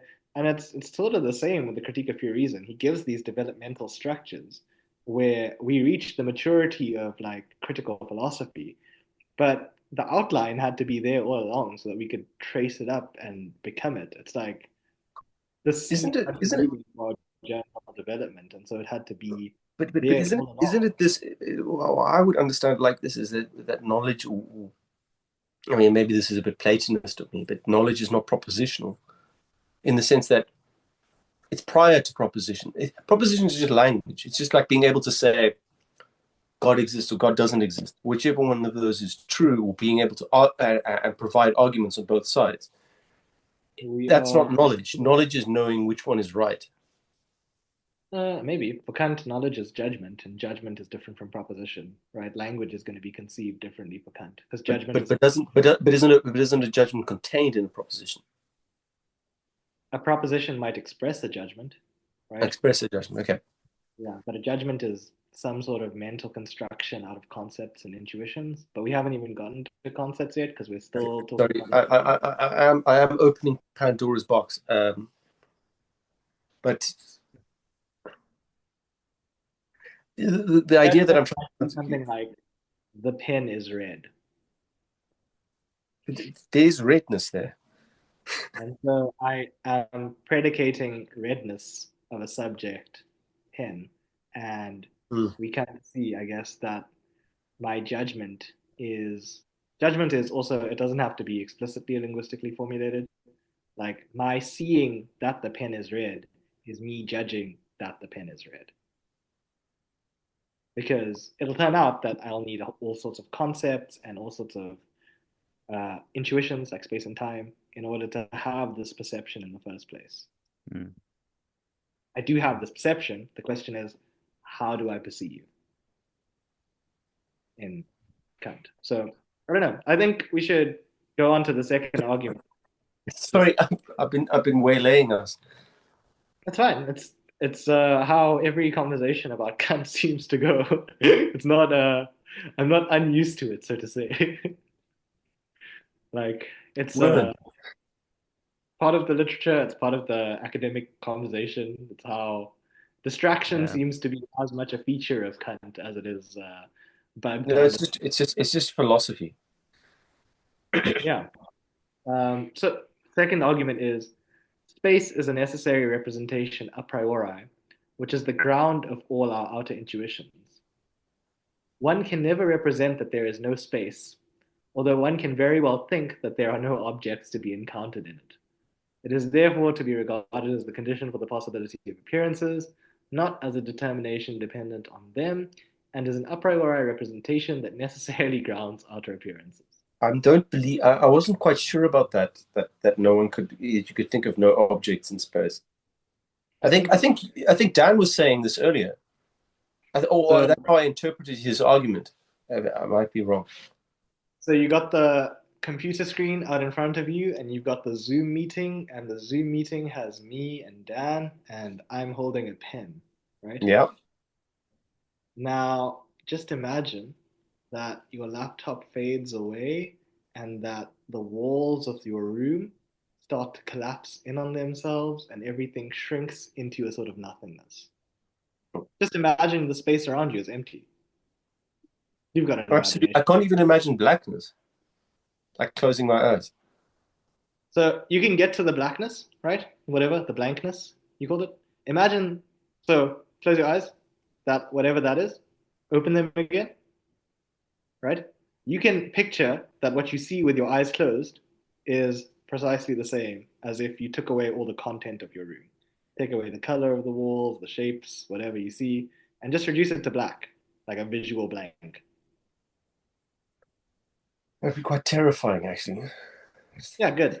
Um, so you do that, you get to the blank, but you can't take the blank away, right? Whatever that like void is, it has to be there, and you can see that it has to be there because you can put stuff in it or take stuff out at Well, I will. guess if you took it out, you'd have to almost imagine being dead. Well, you can't, is the thing, because if you had to imagine being dead, you would imagine it in this weird void because that's the place, the empty mental place where all things are located in. You are able to Or no pick things are located. Either all things or no things. all things. they're locatable In in. death, all things are located.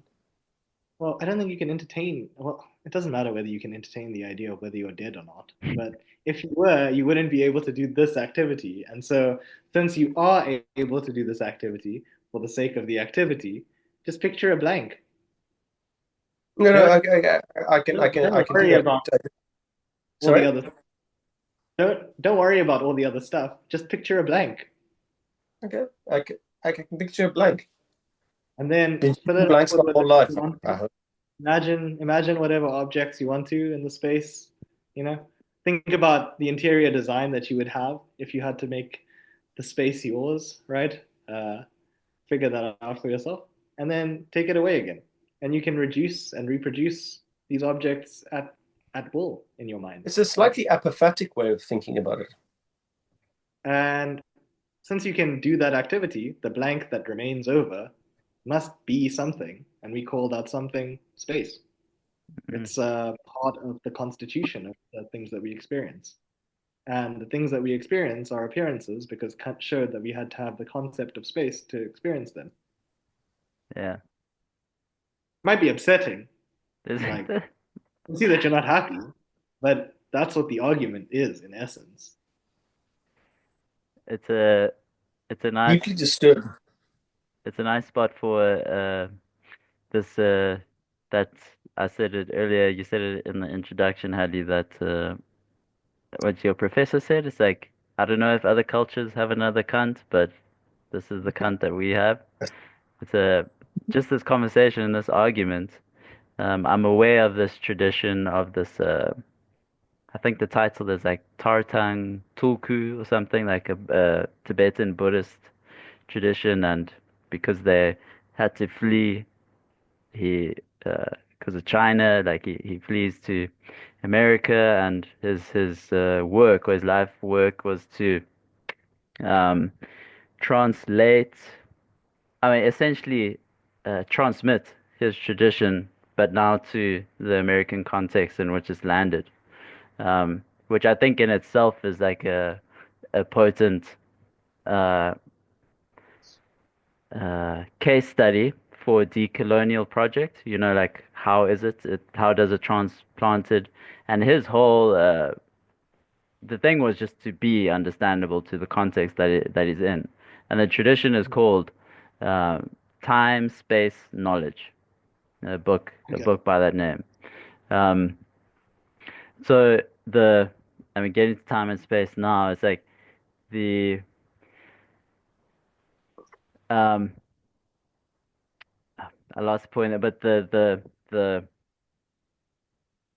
it might be a contender for another another cultural Kant, a Kant in another culture, Yeah. Yeah. which the There's import been of plenty of which like the import of which is it's contestable. I mean, like why do comparative philosophy? Why compare philosophers? And an argument that I came to was in a sense that like um, one thing that it does is it triangulates you as the one in between two philosophies. So there's this way in which, say, we can come to Kant, and then there's this requirement to submit to Kant almost in order to understand. It's like I'm entering this project in good faith, even if I bracket it out. I'm really going to endeavor to understand what he's trying to say on his own terms, following his arguments. And then I return to myself or um, the sense. I mean, like it's kind of a you know the meme of like in order for me to produce my research, I have to um, do it on this like little piece of thing, and then this guy in the 17th century, 18th century, whatever, is just like sitting in his bathtub, waxing on about. But I think there's these are the some, laws of the universe, and I have yeah, deduced them from my reason. Yeah. for there's something about uh, first the wrestling another who's done that, and it has had historical consequence, deep historical consequence. But then also like the responsibility for one's own process of that construction that becomes more. I guess, conscious You're right, through. Daniel. You're right. But it wouldn't be a lot more fun to make an awful lot of money. But Maybe. I don't know. maybe I mean, the I think what you're saying is really interesting, Dan, because like it's Sorry, I was being a bit flippant there. I was being a bit yeah, it's flippant. fine. I mean, we're all philosophers here. We could have chosen better career paths if we wanted more money. But you know, that's its own story. Um, or they could pay philosophers more. We could get free Which meals they at should. Paris, you know, as Socrates asked us for. But regardless, I think it's really interesting talking about the way in which we approach a text, and like I think this has been a perfect example again of like pedagogically like how difficult it is to approach a text. Like, what is what is the obstacle, right? Is the obstacle the Kant's technical terms, the length of the book? You said that like Thomas pulled out the book earlier, and you were like, "Yo, this is a big book." It's thick. like Yeah. like the obstacle is it almost seems to be like the self as obstacle. Like what stands in the way of your understanding this is just you. Like Yeah. I Yeah. wanted to, I wanted to, I wanted Time. what you were saying, Dan, actually was actually resonating a lot with me because he was talking about like submitting to Kant, and and I imagine if so, let's say we do take Kant on one hand and Confucius on the other, or who's the Tibetan guy that you were talking about? I've missed Tuku. his name. A Tuku. Uku. Tarzan Tuku. Tarzan too, and you took them and you held them in your hand, each one in each hand, and you kind of submitted yourself to really understanding Tarzan Tuku and really understanding Count on the other. And in a real way, like I think if you really put yourself through all of that, really going through that, there would be a lot less refutative action. You wouldn't be going like, oh, he's just wrong about this. It wouldn't be like, like you get the refutation of Martin Luther, or whatever it is. You'd kind of get this sense of where these guys were coming from and the the deeper senses, and what you would really come about. I keep thinking about it in this term, you would really come to knowledge of yourself through that writer and through that writer. And inevitably, what would happen is you would kind of reconcile them. And there's And something. I was gonna take that in a completely different direction. I was thinking that Dan's explanation was very nice because it was like you treat the text as a teacher, and it's like there's something to that. You have to like approach the text with this like open-mindedness, hear it out, take its arguments seriously. Sometimes they're really stupid, right? Like Kant might be completely wrong. Sometimes they are actually. Uh, You do have to concede that it's fair enough. you just have to take them seriously, right? Get the arguments, It is. and once they're out on the table, once you've gotten all the stuff done, see whether they're worth anything. Like, they might be bad. I don't know. Again, I'm not really interested in, you know, that, whatever that is. But at least once they're out, someone's articulated this. And it's interesting that they've like spent time trying to think about this. And like in a very first year way, you want to like shove it to the side offhand, but maybe it's worth thinking about, and maybe you'll get something interesting from trying to take it seriously. Like I think yeah. we did that Hegel stuff at the beginning of the term, and I think why Hegel's so slippery and why Dan can see so much Hegel in this Kant reading is because Hegel takes Kant very seriously. Mm. Um, I think he is. I think the phenomenology is by and large a refutation of Kant, but it's one that happens through Kant rather than like Before around him. Kant. Yeah. Yeah, Yeah, okay, outside. Hegel might be the only philosopher that I know of that doesn't just try to go back. Like he recognizes that there's like a real fragmentation of spirit or whatever you want to call it in the Yeah. moment of Kant, and he goes, "Wow, I can see Yeah. that this was a whole lot of issues Yeah. going. How do we resolve this rather than like I Yeah. want to go back. Like it's not like he's not like being like a child like going like we need to get back to what philosophy was. He's facing up to the reality that like I guess. there's this trauma that is Kant Yeah. and The Yeah. question of Romantic Kant. no, I think I think he might be one of the most traumatic philosophers in like, the history That's of philosophy. that's the other aspect when I reflected Hadley as radical idealist. There's also a way in which you uh, are encouraging a philosophical fidelity to the moments of Kant, and like by that by that positioning and like the pedagogy that's growing out of it. And I'll plug your thesis for a moment. For anybody that stayed with us, it's really appreciated. I know I said something about voyeurism. Maybe drop a comment or a like so that you don't feel so absent. Please do. It's You should be appreciated more that you've aggressive stuck with in us. plugging yourself. But the title is Kant and the Experience of Skepticism. Transcendental Arguments, Skepticism, and a Version of the Problem of the Justification of Foundational Assumptions. Reach out to either of us and we can send it to you if you're interested. The reason why I brought in two reasons why I brought uh, Tartang Tulku in. The one was Hadley, you were inviting us to go through that exercise almost. Mhm. Like imagine a blank space, a space void of object. And part of, and this is a common kind of critique or thing that is said about this difference between different traditions like East and West, is there's more of a practical systems, say, within Eastern schools. Like there's meditative practices that you do, like you do this set of things. More Uh, religious in that.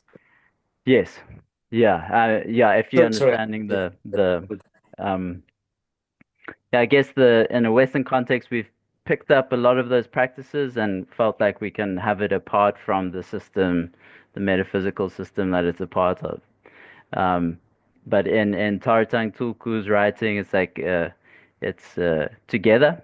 I don't know if you have an iPhone, Hadley, but it's the app's only for that phone, so you don't need to read the whole book. But there's a collection of the exercises that there in the book Time, Space, Knowledge that it might be interesting to check out Oh, just to see like how that that's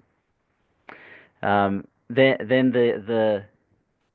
like the related point and the other reason for gesturing to Tartang, I doubt I've said it right once, um, is that the and Thomas, to your question of like what happens when you're holding these two philosophies in tension and you're really like endeavoring.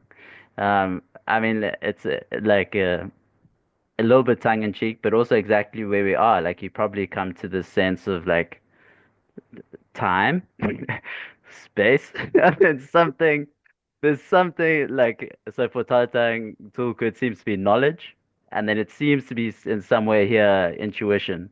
Like there's time and space, but there's also someone who's knowing time and space, or there seems to be some presence of a knowing of a time and of a space, and and then what to do with that, and it's infinitely rich what can be done and has been done, and that's also this like the comparative uh, field of philosophy, I guess, when it's um, more richly done, is kind of into that direction. It's like, wow, look at this whole thing. yeah. George, yeah, what are you going to say, Hadley?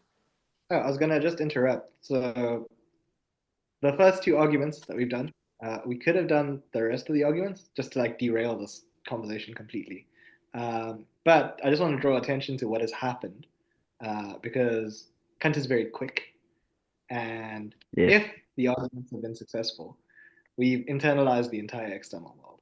Um, just as it's been two arguments, and if they are right, if we can't get the concept of space from experience, and we have to have this preconceptual idea of space in order to perceive things as being in different places than myself, then space is an incremental concept. And once we've reduced all of the objects to nothingness and then projected them back out again, um, that is the world that we're talking about.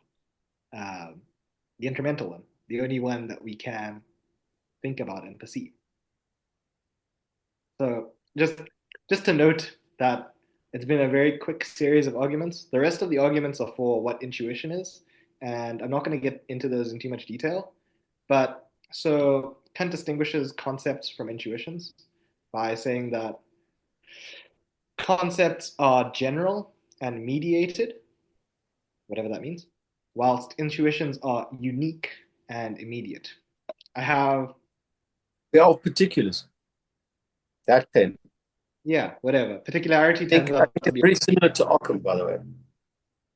in some sense, particularity might not be the right word. I'm being pedantic because particularity is a concept. Words might not even be the right words. We might just say, and then you get it. Okay, so that's that. But what I want to point out is that even if we skip through the rest of these arguments, which are all very important, the arguments for time are pretty much exactly the same. They're complete parallels. So at B46, 831, he says time is not an empirical concept that is somehow drawn from experience, for simultaneity or succession would not themselves come into perception if the representation of time did not ground them a priori. So it would be impossible to represent something as being either at the same time as myself or as in a different time than myself without the concept of time, whatever that means. And time is a necessary representation that grounds all intuitions. In regard to appearances in general, one cannot remove time, though one can very well take the appearances away from time. And then he says that time is the universal condition of all actuality of appearances.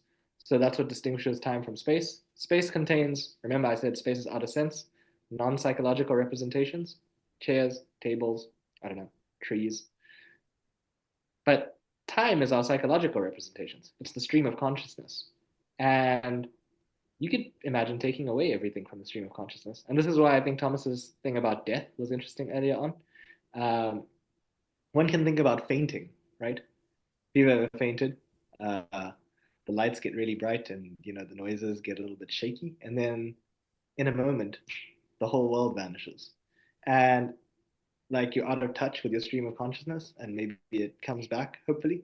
Um, but if you want to think about that as the way to reduce the stream of consciousness to a nothingness, then that might be the way to think about it. As in, the world is your mental history, right? So That you ever come into contact with or encounter is something that comes to be in your stream of consciousness. it's probably as close to nothing as possible. Yeah, because you can't make it completely nothing because there has to be time in the background.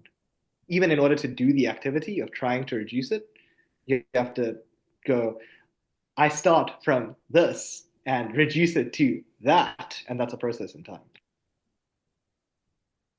I mean, that's interesting because I was just wondering, as I said to you, as I said earlier, I thought that negative method made me think of the apophatic method of arriving at God's nature, and I'm wondering if that the direction of those two things is completely the opposite, because one tends toward absolute being, and the other one tends toward absolute nothing. I think Kant is maybe trying to make Just us thought, focus on something that is present here, which isn't absolutely or isn't completely nothing, right? So once we've done this transcendental reduction, he gets to the general remarks. We can read the ones from space or from time. Um, and he says something like, space, this is at A26, B42. I'm going to read the ones from space because it really doesn't matter. Space represents no property at all of any things in themselves, nor any relation of them to each other, no determination of them that attaches to objects themselves and that would remain even if one were to abstract from all subjective conditions of intuition. For neither absolute nor relative determinations can be intuited prior to the existence of things to which they pertain, thus be intuited a priori. And then he goes on to say at the bottom of that page, we can accordingly speak of space, and it's put in and time, extended beings and temporal beings, and so on, only from the human standpoint. If we depart from the subjective condition under which alone we can acquire outer intuition, namely that through which we may be affected by objects, then the representation of space and time signifies nothing at all. The predicate is attributed to things only insofar as they appear to us, as they are object of our sensibility. The constant form of this receptivity, which we call sensibility, is a necessary condition of all relations within which these objects can be intuited as outside us, and if one abstracts from these objects, it is a pure intuition which bears the name of space. Since we cannot make the special conditions of our sensibility into conditions for the possibility of things, but only of their appearances, we can say that space comprehends all things that may appear to us externally, but not all things in themselves, whether they be intuited or not, or by whatever subject they may be intuited. For we cannot judge at all whether the intuitions of other thinking beings are bound to the same conditions that limit our intuition and that are universally valid for us. And he goes on to say, if we say that all things outside us are in space, that's fine. He says, our expositions, this is at B44, A28, our expositions accordingly teach the reality, objective validity of space in regard to everything that can come before us externally as an object, but at the same time, the ideality of space in regards to things when they are considered in themselves through reason, without taking account of the constitution of our sensibility. We therefore assert the empirical reality of space with respect to all outer experience, though to be sure at the same time its transcendental ideality, that is nothing as soon as we leave out the condition for the possibility of experience and take it as something that grounds the things in themselves. So, very long paragraph, but the basic idea is that we can take this twofold perspective, right? We can consider the things as objects of sensibility or things in themselves. And when we do that, what we do when we consider something as a thing in itself is we abstract from our sensible constitution. We abstract from, I don't know, the color, the sight, the smell, all of those things. And we try to take away even the space and time, which we can't really do. And we try to see what the thing would look like as if though we could think about it without ourselves. But this twofold perspective means that we can consider things as they would be in themselves, and we can consider things as appearances. And insofar as this is considered as an appearance, it's real. It really is something that appears to me. It's Kant's way of putting it. But if we try to think about it as a thing in itself, does it exist apart from its appearance? No, probably not. Can't really say. But all we can say is that it requires certain subjective features and that it couldn't possibly exist as the same type of thing that it is in me as it does apart from me.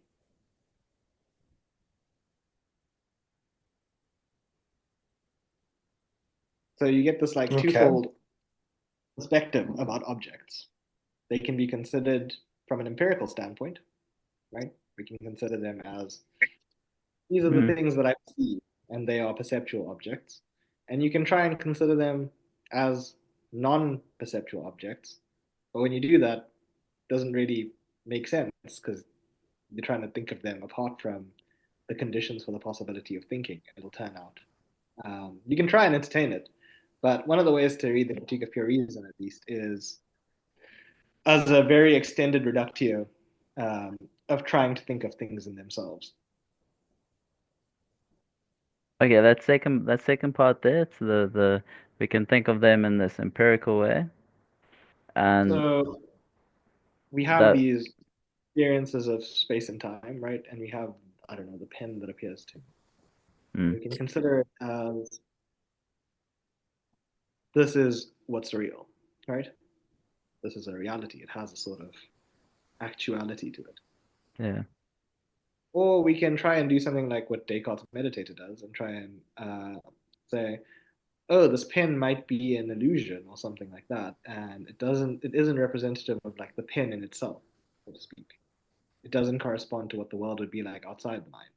Mm, But what Kant is kind of saying is that in order to even consider that second perspective, we would have to have these experiences of the stuff, the pen, as in empirical reality, and we would have to be abstracting from that to try and get to things in themselves, whatever that means.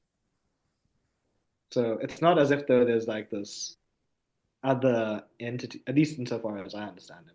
It's not as if though there's this other entity or we can entertain the possibility of this other entity, but we can't entertain its actuality uh, in any Hmm. concrete way. We can like think it, but we don't really know what it means. Yeah. Yeah. We can It's say the word, say again? we can say the words, but they're Yeah. just sounds. It doesn't have actuality. It's something like something like potential. It's like some yeah, yeah. I mean like there's a It's not, it has to be there for the appearances because appearances are always appearances of something. yeah. It's a weird argument. Yeah. Uh, but we can't know what the thing in itself is. Yeah, I guess it has to be there-ness that is that's Yeah, the and piece. there is And the problematic. it's really cool in terms of how this series came about because I think it's at that place that this like pragmatics of the thing in itself or the nothing. It's like how do we how do we relate to that? Yeah, Like Kant's giving a an option or there's something that we can be well the one element of it is that we in a way we need to be faithful to the work that he did, metabolizing it. But in our own grappling with it and then with ourselves, it's like how what to I suppose I there's a wonder work say again? that question, right? That how do we relate to that? Um, there's like I think it's pretty common in the Kantian tradition. I think this is really what separates Descartes from Kant in a certain sort of sense, is that Descartes' meditator sort of really wants an answer to that question. How do we relate to the thing in itself or whatever, or how do we relate to the mind independent world? And that Wittgenstein paper that I just recently sent you is sort of like we relate. It's Yeah, we don't like to say it would be to presuppose like in order to say it we'd have to depend on and presuppose the very relationship that we're talking about, and then we'd have to try and point to some relationship that's neither in the world nor in the mind because it's a relationship. So like I think Kant yeah, is ingenious because he doesn't say because yeah, it's not a question that we can answer. It's, yeah, it's yeah, yeah. That's it's it's a it's potent, and this might resonate. It's in a different cultural context. I think it's a similar sentiment to the one that you're expressing now.